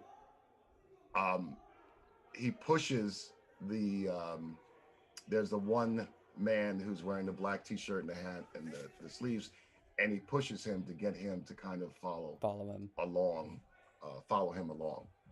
Incredible situational awareness, and Crazy. I guess perhaps that's from being in the military and just being a cop for so long. But clearly, in pushing him, the lead rioter, he is attempting to get him to follow along with him. So it's very interesting. And when he's backing away, when someone's retreating because they don't want to get hurt, the best way to do so is to turn your back and run. And that's not what he does, right? So he's facing them and he's walking backwards. Managing it. So clearly, he's just really trying to distract them and to get them to come along. No, it's rather incredible. I read that differently. I read that slow. differently. He was managing the tempo. Just trying to buy time, make sure that people could get into spot. That's how I read that. Anyways, At crazy, every turn, crazy state footage. officials, the Department of Justice, Mike Pence, and many others stood up for the rule of law and resisted the president's wishes. Law and order. In that way, our American institutions held after Barely. the 2020 election. Barely. But that did not stop President Trump. Instead, he turned to his supporters, those who believed his lies about a stolen election. He summoned a crowd to the nation's capital on January 6, hoping that they would pressure Congress to do what he could not do on his own. The Select Committee has made the following findings on this issue. Summoning 2 years ago today, in the early morning hours of December 19th, Donald Trump sent a tweet urging his supporters to travel to Washington for a protest on January 6th. "Be there, we'll be wild," he tweeted. Between December 19th and January 6th, the president repeatedly encouraged his supporters to come to Washington. They made t-shirts. The president's December 19th tweet galvanized domestic violent extremists, including members of the Oath Keepers, the Proud Boys, and organized militia groups. These individuals began organizing to come to the Capitol in large numbers with the specific intent to use violence to disrupt the certification of the election during the joint session. If I remember correctly, I think even Nick Fuentes, the white supremacist who was palling around with Kanye, he organized a fundraiser to send buses or whatever. Prior to January 6th, the FBI, Secret Service, U.S. Capitol Police, D.C. government, and other law enforcement agencies gathered substantial evidence suggesting the risk of violence at the Capitol during the joint session. Prior to these included warnings like the following. Their plan is to literally kill people. Unalive people. Please take this tip seriously 10 to 12 Bitcoin? and investigate Okay, further. yeah, eh? President Trump supporters have proposed wild, a eh? movement to occupy Capitol Hill.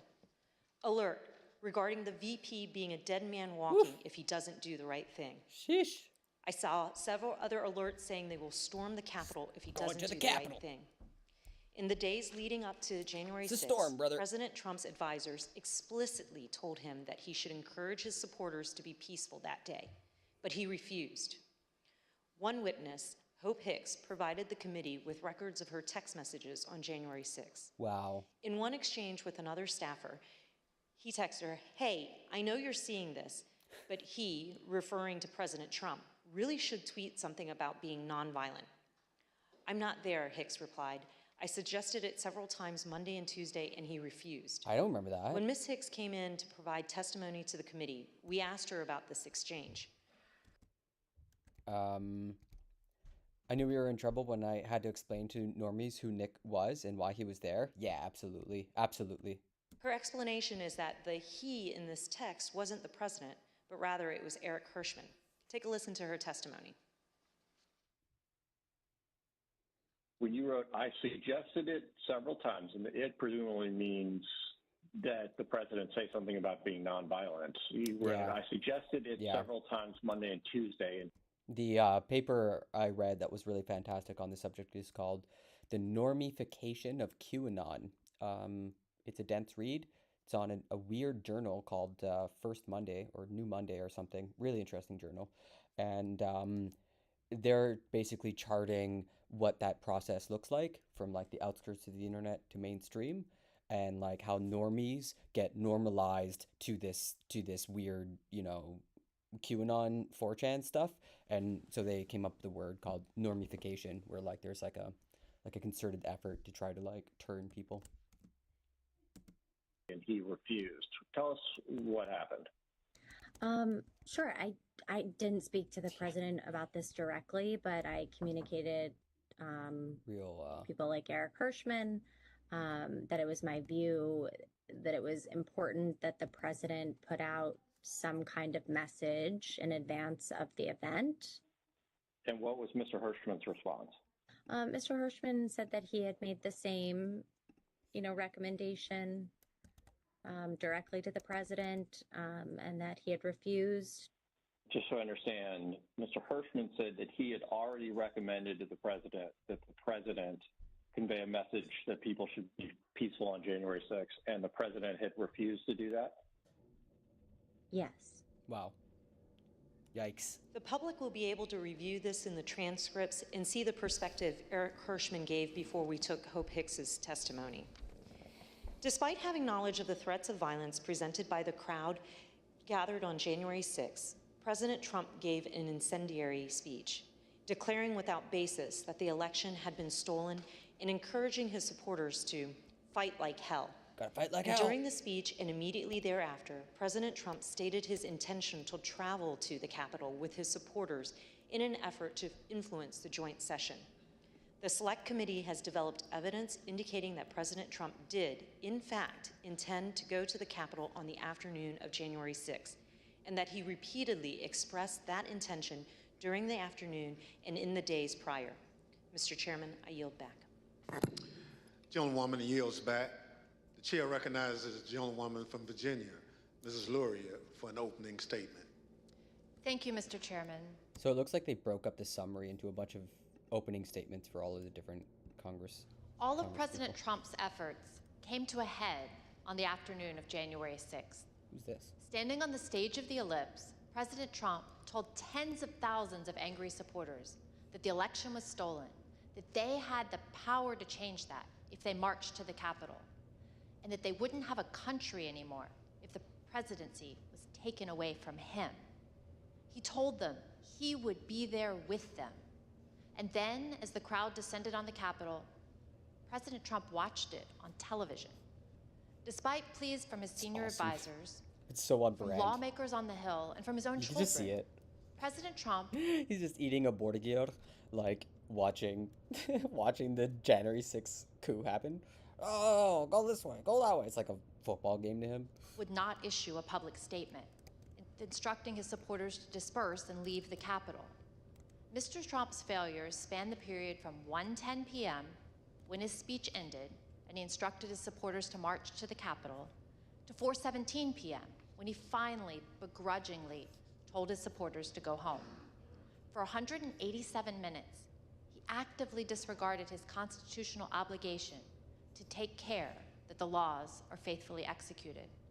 As we've established through months of investigation, that is because the mob wanted what President Trump wanted, to impede the peaceful transition of power. These are the Select Committee's findings about President Trump's dereliction of duty. From the outset of the violence, and for several hours that followed, people at the Capitol, people inside President Trump's administration, elected officials of both parties, members of President Trump's own family, and even Fox News commentators who were sympathetic to President Trump, all tried to contact the White House to urge him to do one singular thing, the one thing that all of these people immediately understood was required: instruct his supporters to leave the Capitol. The president repeatedly refused pleas as he watched the violence at the Capitol on television. During the day, the president never spoke with National Guard, the Department of Defense, the Department of Justice, or any law enforcement agency. I think there was a story going around from Washington Post or something, like insiders were reporting that Trump is confused why there's no reporters following him around, like why there isn't a scrum every time he goes outside. He's like, why aren't there people waiting to hear from me? And they're like, yeah, you're not president anymore. You don't matter as much.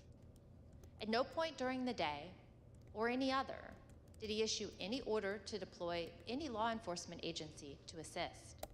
Multiple witnesses, including President Trump's White House counsel, testified to these facts. Your White House employees, who had been speaking directly with President Trump, state that he didn't want anything done. The president was making phone calls that afternoon, but they weren't to law enforcement officials. Rather, President Trump continued to call his lawyer, Rudy Giuliani. Both President Trump and Mr. Giuliani spoke with congressional leaders, even after the violence had begun, to encourage them to continue delaying the session. Approximately 3 hours after being informed of the violence at the Capitol, hours during which, as our evidence has shown, Donald Trump sat in his dining room and watched the violence on television, the president released a video statement in which he again repeated that the election was stolen, told his supporters at the Capitol that he loved them, and ultimately suggested that they disperse. The statement had an immediate impact on elements of the crowd, many of whom have testified that it led them to depart the Capitol. At 6:01 p.m., President Trump sent his last tweet of the day. He did not condemn the violence. True. Instead, he attempted to justify it. Yeah. These are the things and events that happen when You a made me do sacred this to you. landslide election victory is so unceremoniously and viciously stripped away, he wrote. No good Remember accent, this though. day forever. There's no doubt that President Trump thought that the actions of the rioters were justified. In the days after January 6th, he spoke to several different advisors. And in those conversations, he minimized the seriousness of the attack. Here is new testimony from another one of President Senior's advisors, Kellyanne Conway. Alternative facts, Conway. You said you talked to the president the next day. Tell us about that conversation on the 7th. Yeah, I don't think it was very long. I just said that was just a terrible day. I'm working on a long statement. I said it's crazy. What did he say? Something to eat. I'll be right back. No, these people are upset. They're very upset. In the days following the attack, President Trump also expressed a desire to pardon those involved in the attack. Since then, he's suggested that he will do so if he returns to the Oval Office.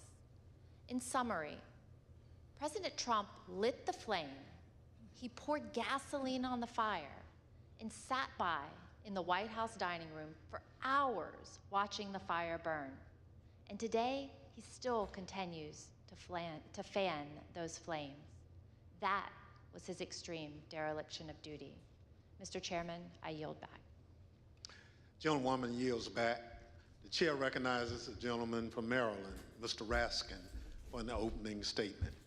Thank you, Mr. Chairman, and I want to thank you for your extraordinary leadership of this committee. Generations to come will praise you and the Vice Chair for your unswerving devotion to the rule of law.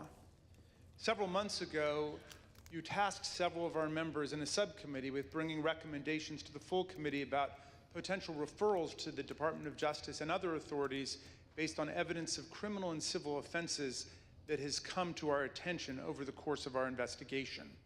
We are now prepared to share those recommendations today. Finally. Mr. Chairman, let me begin with some relevant background considerations to our criminal referrals.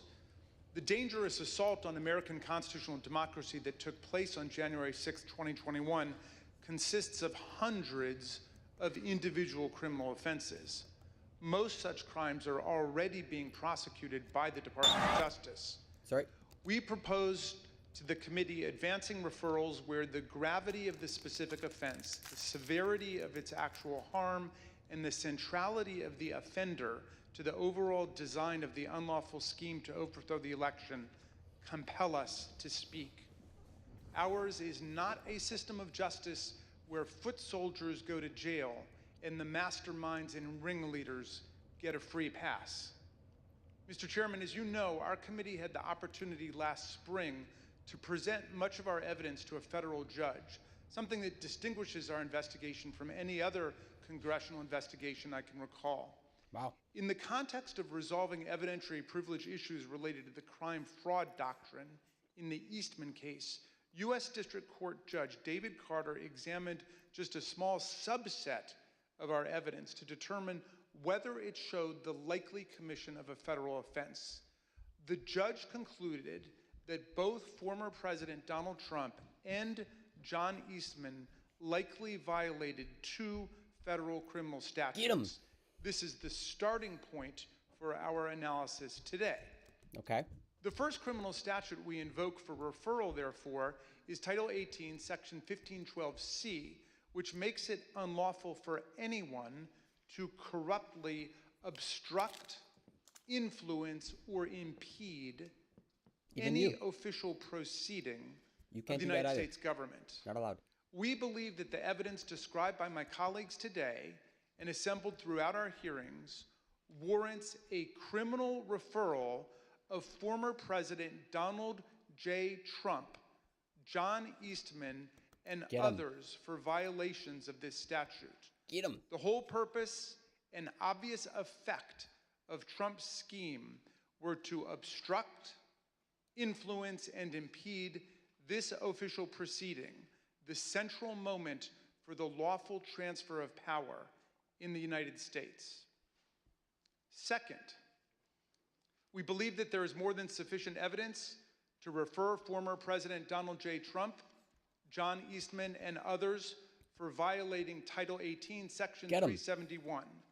This statute makes it a crime to conspire to defraud the United States. In other words, to make an agreement to impair, obstruct, or defeat the lawful functions of the United States government by deceitful or dishonest means. Former President Trump did not engage in a plan to defraud the United States acting alone. He entered into agreements, formal and informal, with several other individuals who assisted him with his criminal objectives.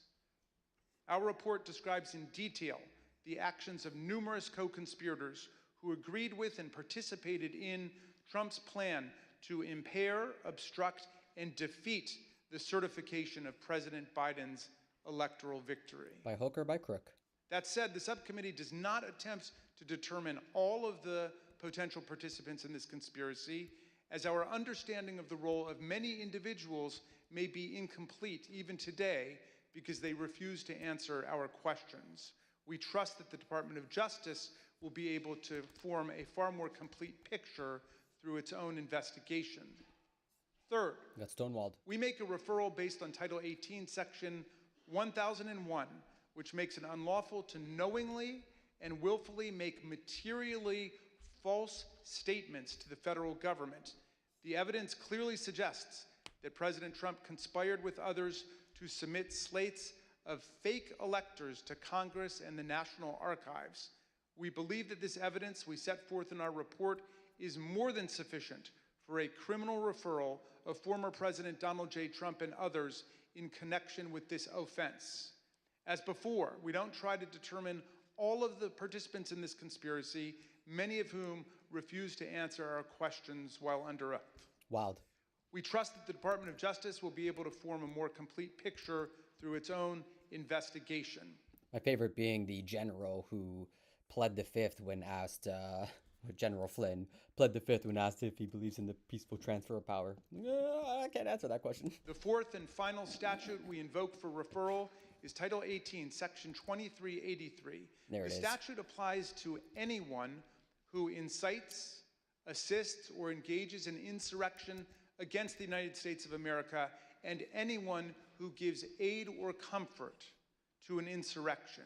An insurrection is a rebellion against the authority of the United States.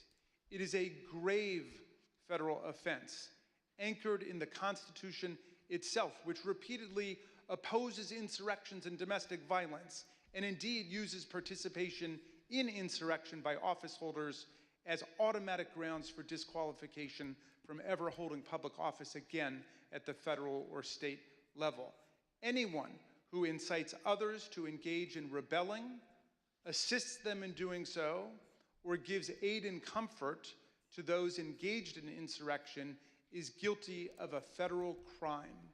The committee believes that more than sufficient evidence exists for a criminal referral of former President Trump for assisting or aiding and comforting those at the Capitol who engaged in a violent attack on the United States. The committee. We're just getting to the end of this final report. I kid you not, we have watched every single one on this stream. I found this stuff kind of fascinating. Has developed significant evidence that President Trump intended to disrupt was the a bit more damning transition of power. Oh yeah, there's all sorts of insane stuff in the January 6th committee hearings, like and we covered some of it. Some of my favorite being Trump trying to install an acting attorney general against the wishes of his general counsel days before January 6th, and it leads to this massive blow up. And this guy was going to do what they wouldn't, which was to like basically allow the states to create some special session of Congress and keep up the big lie that the election wasn't fairly decided. So America came really close, like a couple angry arguments that didn't happen, or you know, somehow this Clark guy getting into power, or any of the other ways, Pence actually getting caught by the mob, which came pretty close, 40 feet at one point, Eugene Goodman tripping, right? Eugene Goodman just had to trip up those stairs, get the shit kicked out of him, and then they turned right instead of turning left, and all of a sudden they're in the Senate chamber. There's a lot of points during this that were like extremely scary and damning, and Trump didn't do anything for 3 hours. Yeah.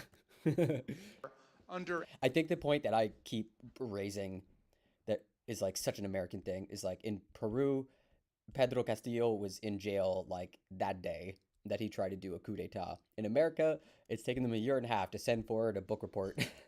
A good one, but damn. Under our Constitution, the president has an affirmative and primary constitutional duty to act to take care that the laws be faithfully executed. Nothing could be a greater betrayal of this duty than to assist in insurrection against the constitutional order. The complete factual basis. People who study this will say that countries that have experienced one coup will likely have another coup. However, the midterms kind of went the other way. And I have a story lined up after this, which is like literally Carrie Lake tried to do exactly what Trump did, and it didn't work for her. So it's possible that America is like pulling away from the brink, pulling away from the edge. For this referral is set forth in detail throughout our report. These are not the only statutes that are potentially relevant to President Trump's conduct related to the 2020 election. Depending on evidence developed by the Department of Justice, the president's actions could certainly trigger other criminal violations.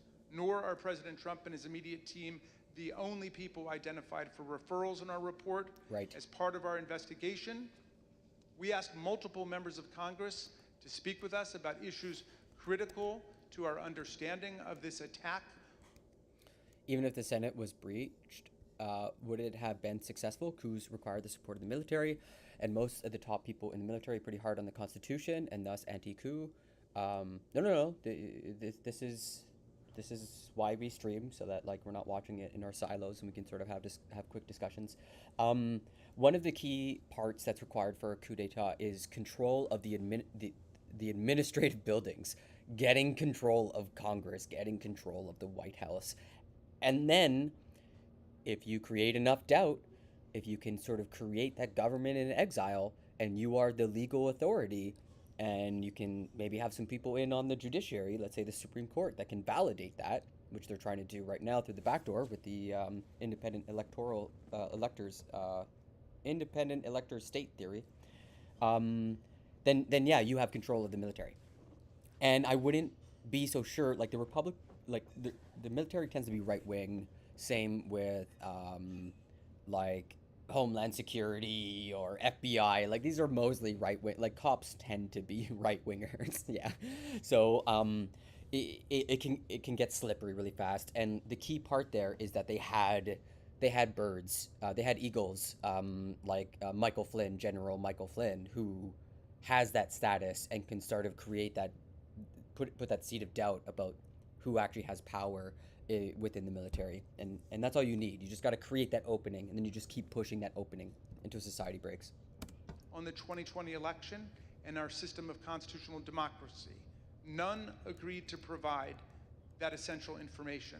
As a result, we took the significant step of issuing them subpoenas based on the volume of information particular members possessed about one or more parts of President Trump's plans to overturn the election.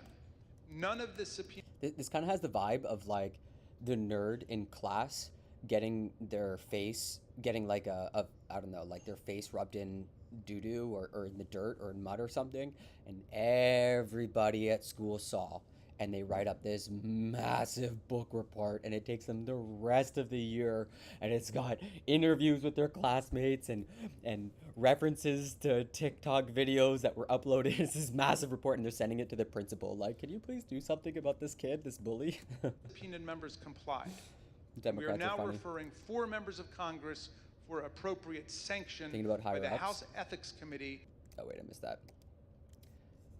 I would push back on them supporting a coup. They tend to be conservative, but not really Republicans from what I know. I mean, I can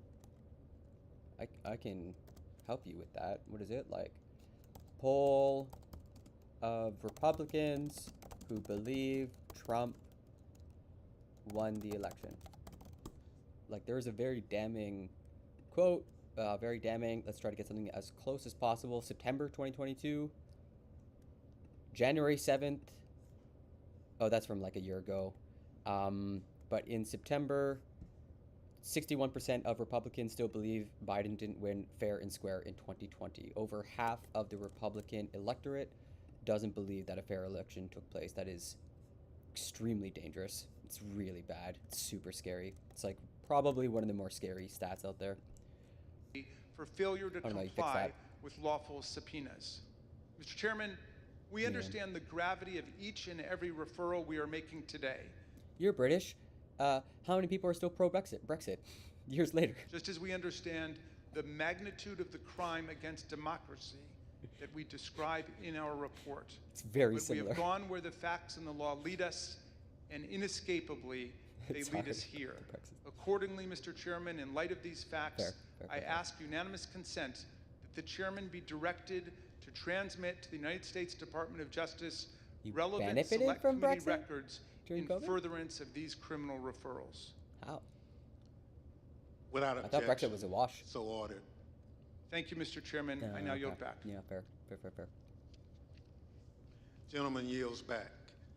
Pursuant to notice, I now call up Select Committee's final report pursuant to Section 4A of House Resolution 503. The clerk shall designate the report. Final report of the Select Committee to investigate the January 6th attack on the United States Capitol. Without objection, the report will be considered read and open to amendment at this point. I now recognize the gentlewoman from Virginia, Ms. Luria, for a motion. Mr. Chairman, I move that the... We got ours out earlier than other countries. Yeah, because Britain has a pretty solid science and research industry. A lot of weird, you're spelling weird wrong, bureaucracy stuff. Yeah, of course there's weird bureaucracy stuff. They did Brexit. They totally messed up the whole international trade paradigm. Be interesting to see who still supports Brexit, though. I bet the number is much lower. Yeah, that's kind of why I'm bringing it up, is because the public is finally turning the corner, similar to how, like, in America, they might be turning the corner on this, like, election denial nonsense. The committee favorably report to the House the Select Committee's final report, which includes the committee's legislative recommendations and criminal referrals of Donald J. Trump and others, pursuant to Section 4A of House Resolution 503. The question is on the motion to favorably report to the House. Those in favor say aye. Aye. Those opposed, no. History. In the opinion of the chair, the ayes have it. Mr. Chairman, I request a recorded vote. A recorded vote is requested. Yeah. The clerk will call the roll. Ms. Cheney? Aye. Ms. Cheney? Aye. Ms. Lofgren? Aye. Ms. Lofgren? Aye. Mr. Schiff? Aye. Mr. Schiff? Aye. Okay, we don't have to watch this. Let's move on. I got all sorts of crazy content lined up. I've been working in the background. I don't know. I got maybe 30 minutes before I'm going to go have lunch. So let's try to cram in as much good content as possible. Do you think Trump has a high likelihood of charges arrest? Yes, absolutely. He has clearly broken these laws if you look at the statutes. And yes, you've heard of sheesh. I've been trying to talk more like the kids. Trying to keep two different people thought I was in my 20s. So it's working, everybody. Isn't that lit? Hypers, everybody. Trying to kill my chat with cringe. You always thought you were, yeah, look, there's a third person. That's a third person. There's a fourth person. Let's go. Let's go. No, I'm in my 30s. It's laughing and making jokes that keeps you young. Okay, everybody. I don't know how ready you are for David Frum, the man who thought that the Iraq War was good and based. Now thinks that justice is coming for Trump.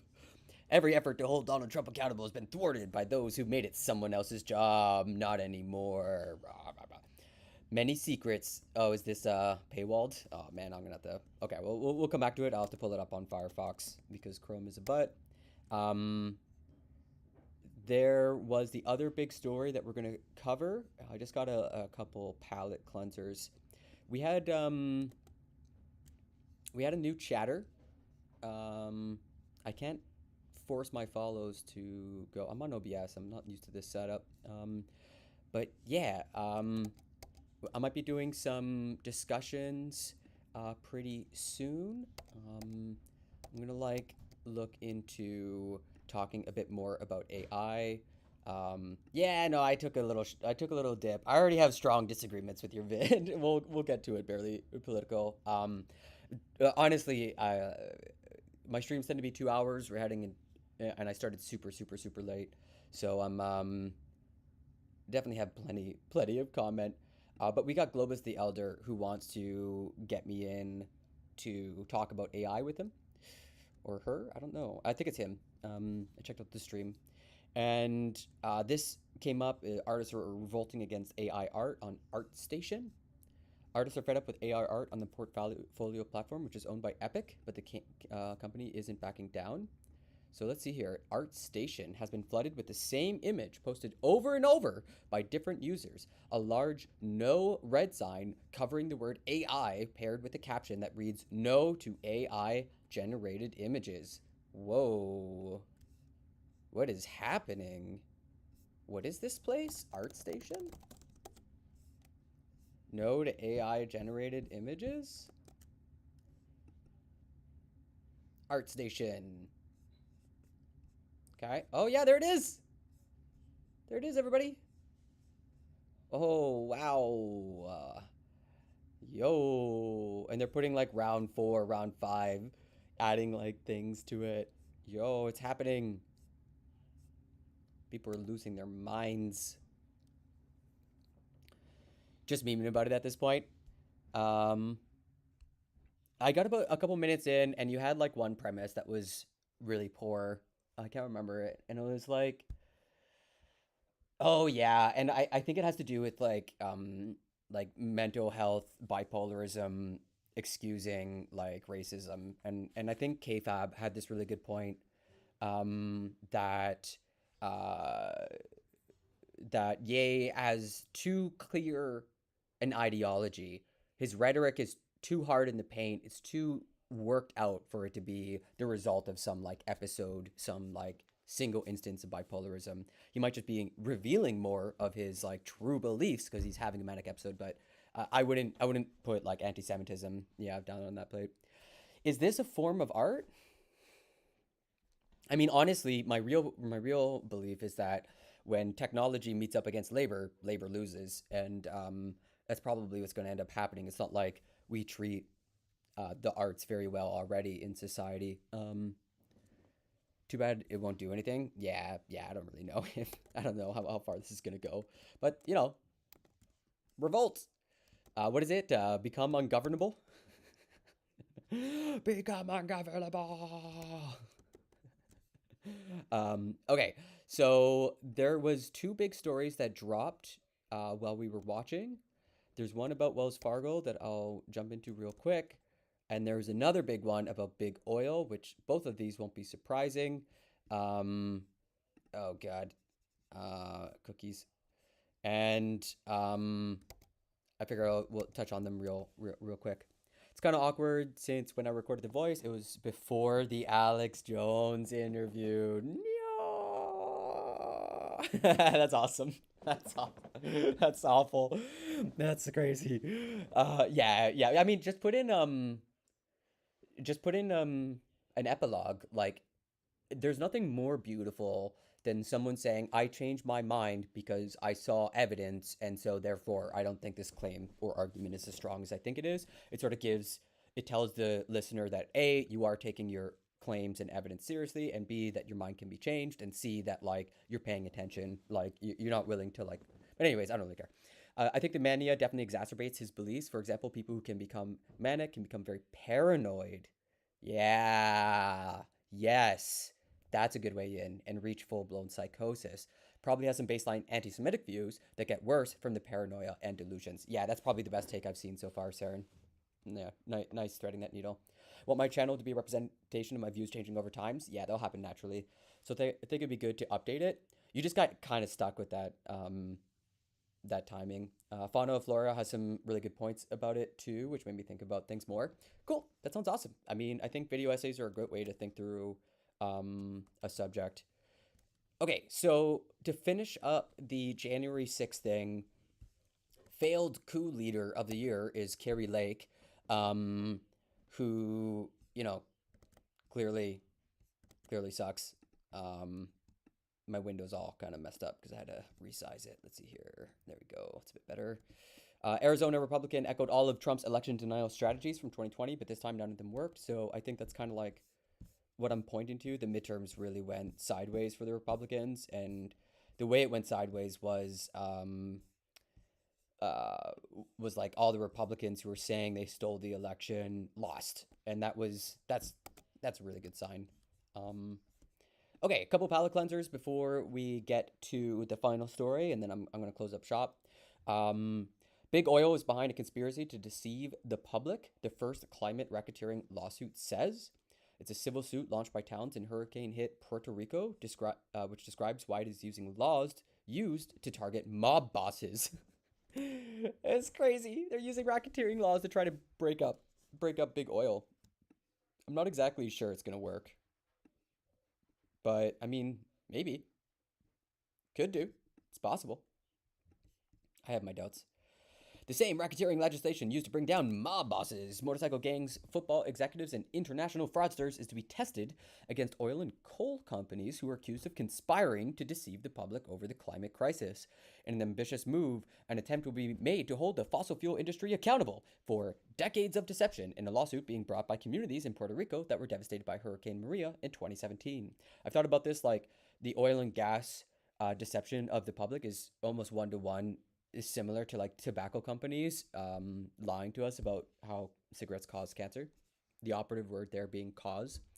Quote, Puerto Rico is one of the most affected places by climate change in the world. It is so precariously positioned. They get hit on all fronts with hurricanes, storm surge, heat, coral bleaching. It's a perfect place for this climate litigation. The 1970 racketeer-influenced and corrupt organizations, the RICO Act, was originally intended to combat criminal enterprises like the mafia, but has since been used in civil courts to litigate harms caused by opioids, vehicle emissions, and even e-cigarettes. So I think like that's what they're going to try to nail them to the wall with, which is, yeah, I mean, maybe. I don't know. I have my doubts. Wells Fargo ordered to pay $3.7 billion. That's B as in beta. $3.7 billion for illegal activity. Isn't that fun? Banks just have to pay a fine instead of going to jail or having their institution demolished and destroyed. Unjust foreclosures and vehicle repossessions. Federal regulators fined Wells Fargo a record $1.7 billion on Tuesday. 1.7? You have 3.7. What a massive cock up. It's 1.7. Your headline says 3. You got it all. Someone get CNN an editor. Yikes. All right, let me fix this window. All my windows are busted now. Oh, jeez. Oh, jeez. Oh, no. Oh, no. Oh, no. Oh, no. Oof. Oof.mp3. There's my new meme now. Oof.mp3. It's such a crazy video. All right. Read this real quick. Widespread mismanagement over multiple years that harmed over 16 million consumer accounts. That feeling of like, the bank is screwing me and how do I stop them? Like, that's such a common feeling now. I really kind of hate it. Consumer Financial Protection Bureau said Wells Fargo's illegal activity included repeatedly misapplying loan payments, wrongfully foreclosing on homes, oh my god, illegally repossessing vehicles, incorrectly assessing fees and interest, and charging surprise overdraft fees. Man, banks are evil. They're so evil. Illegal activity. Just illegal activity. Please pay this fine. Deepak Chopra, no, there's no way that's right. It's got to be a different Chopra. Let's see here, Chopra. It just says Rohit Chopra, who is the director of the Consumer Financial Protection Bureau. Chopra described Wells Fargo as a, quote, repeat offender and a corporate recidivist, adding that Tuesday's fine is just an initial step towards holding the bank accountable. Wow. Really gonna slap them. I mean, $1 billion. I guess that's a lot of money. Okay, let's get to the main story. A jury has found Harvey Weinstein guilty of R-word at LA trial. That is right. He has been guilty of 2 counts of R-word and 5 others of SA. Jurors deliberated for 9 days on the month-long trial, and he will face more than 20 years. Get him. The jury has found Weinstein guilty on 3 of the 7 counts of rape and sexual assault. He faced those related to 4 women in total. So as you mentioned, in terms of 1 woman, they found him guilty on all counts. That includes rape and 2 other charges of sexual assault, dating back to an event that took place about 10 years ago. On the other woman, one of the women, they acquitted him on... We got a free market believer here. That charge. And in the cases of 2 other women, the jury was hung. So a mistrial has been declared in terms of those charges. Now, one of those 2 women where the jury couldn't decide is the wife of California's governor. She's Jennifer Siebel Newsom, and she took the stand in emotional testimony. She said that Harvey Weinstein said that a sexual act had occurred with him, but it was not consensual. Name me a functioning market. The defense argued that was a consensual act and that she was retrospectively claiming that he had forced himself upon her. What has tech innovated in 15 years? Not much. Silicon Valley's been kind of dormant. We had the big social media craze and they've been sitting on their laurels. Let's say 15 years? I mean, the last big thing to come out of Silicon Valley was social media. We haven't heard anything since, basically. I mean, there's a lot of stuff around the edges, and I'll take your argument if we're talking about, let's say, like specific computer technologies or rocket technologies. Sure. But, like, other than that, is that innovative? Or is that just optimization? What has tech innovated in 15 years? I don't think optimization counts. I don't know. That's just Moore's Law. Yeah, I don't know. I think they all got fat on their laurels. They stopped innovating. They stopped trying RTX cards. Whole new architecture. But that's just optimization.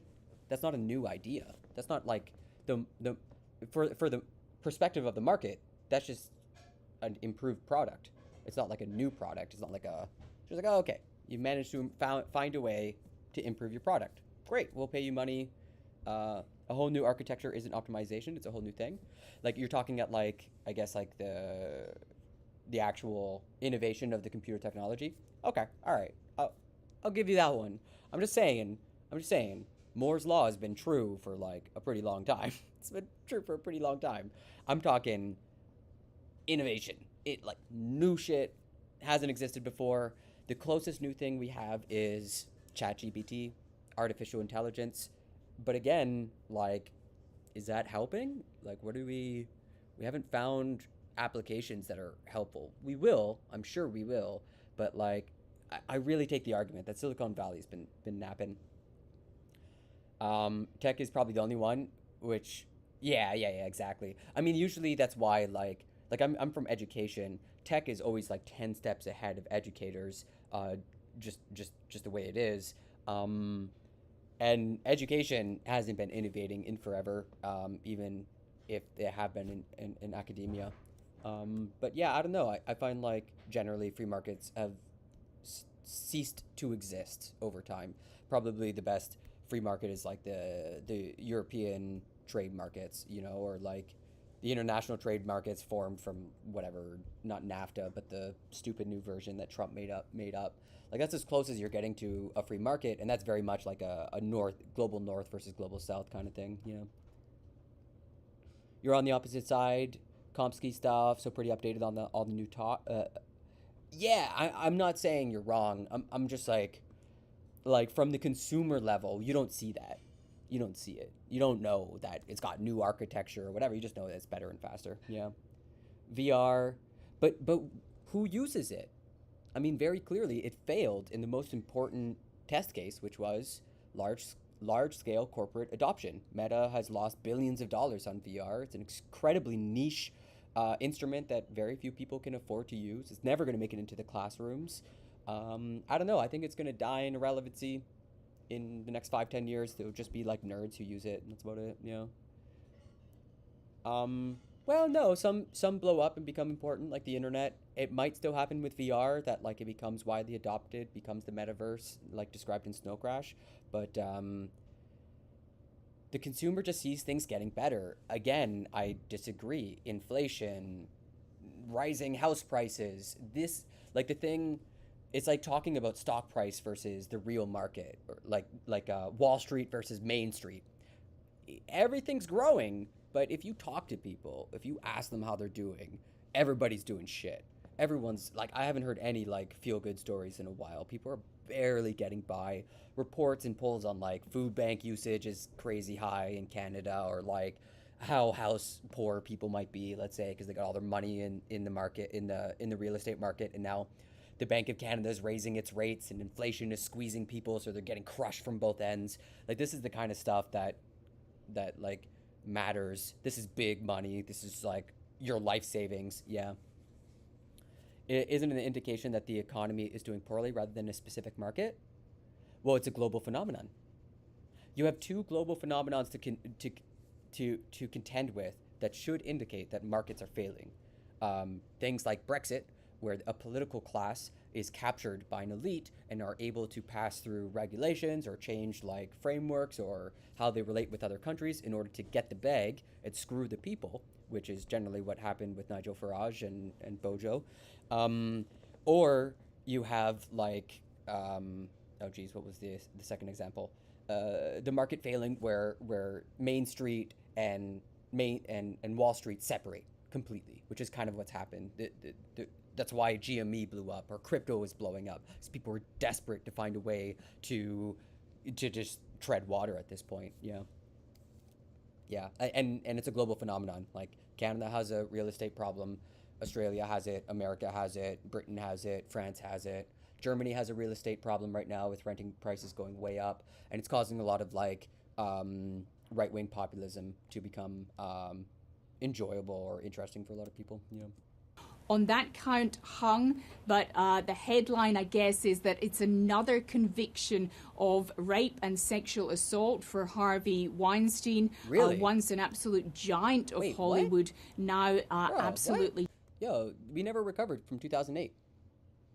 Minus the 2008. No, we didn't recover from that. We didn't recover from that. The auto companies got bailed out, banks got bailed out, but the average person lost their shirt, got their teeth kicked in, lost their home, became a renter, and that's why you're seeing corporations buy up a lot. When 2008 happened, Goldman Sachs rubbed their hands together and bought up huge sections of the real estate market, and are now selling that as like to the renter class. Yeah.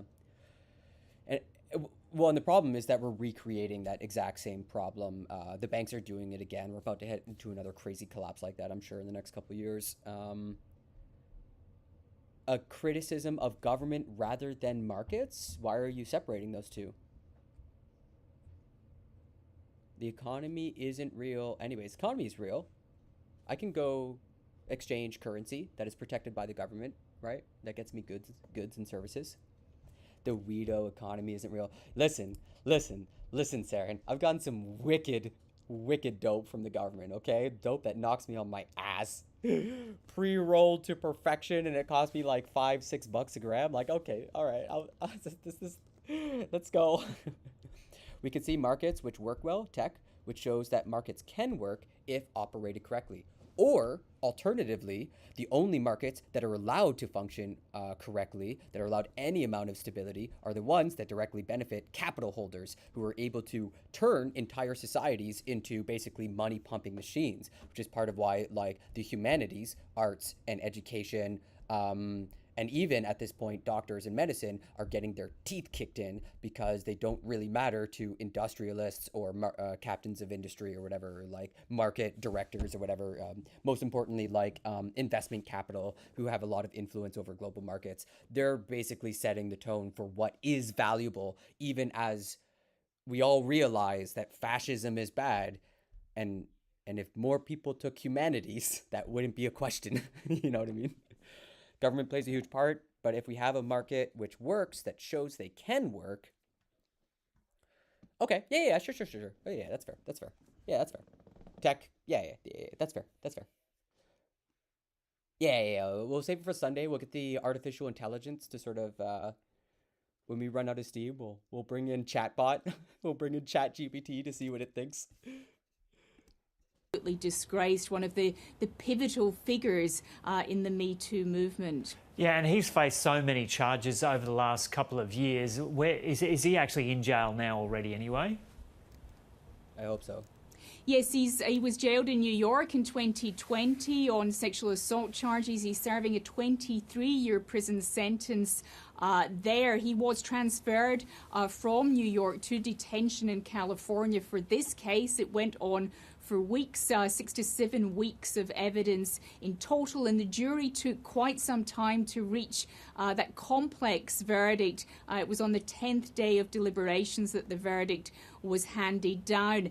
Now, with the New York case, he has been granted leave to appeal in New York, to appeal that verdict, and there was concern from people who truly believe that Harvey Weinstein should be locked up, that if in this case in Los Angeles he was found not guilty, they could be looking at Harvey Weinstein, who's 70, getting off totally. Now, of course, that would prejudge any appeal in New York. But with this verdict now in Los Angeles, he's facing another hefty prison sentence. Depending on how the jury decides on aggravating factors, they'll return to court tomorrow to hear about that. He's looking Nice. It's actually crazy to hear that Weinstein's going to get it. At a maximum of about 18 or 18. Possibly up to 24 years further prison time after that guilty verdict of rape and sexual assault. So yeah, Weinstein's going to get it. I'm happy to hear that.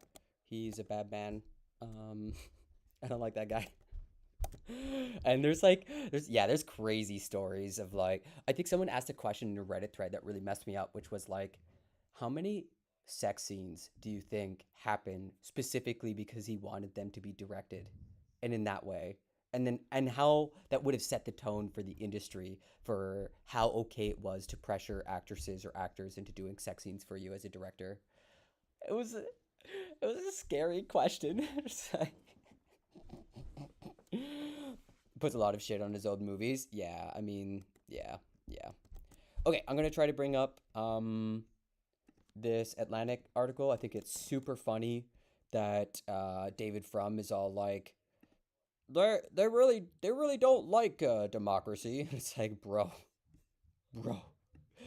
you were pro Iraq war. You were A-okay with the Iraq war, my guy.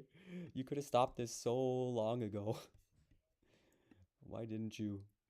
All right. Let's see here. The Black Chrome. Justice is coming for Donald Trump. Yeah, sorry to haunt your nightmares. Give you some nightmare fuel there, milquetoast. I don't like thinking about it. Okay, let's laugh at David Frum. Try to like recover his reputation.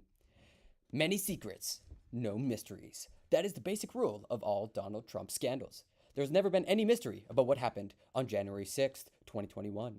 As Mitch McConnell said at Trump's second impeachment trial, there's no question, none, that President Trump is practically and morally responsible for provoking the events of the day. Thanks to the work of the Congressional Committee investigating the attack on the Capitol, Americans now have ample detail to support McConnell's assessment. They know more about when and how Trump provoked the event. They have a precise timeline of Trump's words and actions. They can identify who helped him and who tried to dissuade him. But with all of this information, Americans are left with the same problem they have faced again and again through the Trump years. What to do about it? It's somebody else's job. Mueller investigated Trump's collusion with Russia. He brought charges against Paul Manafort, against the former National Security Advisor, the General Michael Flynn, against the personal lawyer Michael Cohen, against the longtime political ally Roger Stone, against many Russian nationals and organizations too. But on Trump himself, Mueller refused to pass judgment because he believed he had no legal power to indict a serving president. He further believed that because he did not have that power, he should make no clear comment on whether the president's conduct was indictable. Mueller presented evidence of Trump's obstruction of justice, but beyond that, he tossed the responsibility over to Congress. Within a few months of Mueller's report, brave whistleblowers revealed Trump's scheme to blackmail the president of Ukraine to help Trump's 2020 re-election campaign. Quote, I'd like you to do me a favor, though. And honestly, like looking at the Russian-Ukraine war, like, I think someone pointed out that if Trump had won that election in 2020, then Russia probably would have taken over Eastern Europe at this point. Like, they would have had a much bigger piece of the pie than just Crimea. They probably would have gotten, I don't know how that would have played. That would have been insane. Because America wouldn't have stood with NATO. Okay, this time Congress takes responsibility. Testimony on the record confirmed the whistleblower's allegations. The House impeached Trump. The Senate tried him. The main argument of Trump's defense, holding Trump to account should be somebody else's job. In this case, the voters. Pat Cipollone argued, quote, for all their talk about election interference, they're here to perpetrate the most massive interference in an election in American history, and we can't allow that to happen. If Trump did wrong, let an election decide the matter, not Congress. Oh, jeez. Trump was literally impeached for trying to quid pro quo Zelensky. I know. Like, with hindsight, it's insane. It's insane that that's just an arc that everybody just kind of moved on from.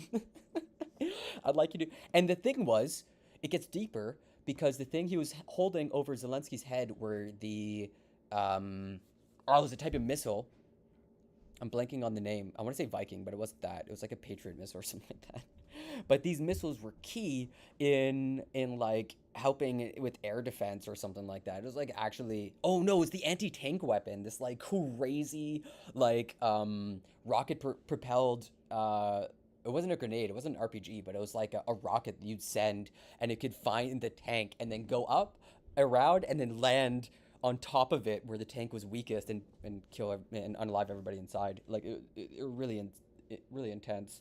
Oh, the name's on the tip of my tongue. It's driving me nuts. So yeah, that was a crazy arc.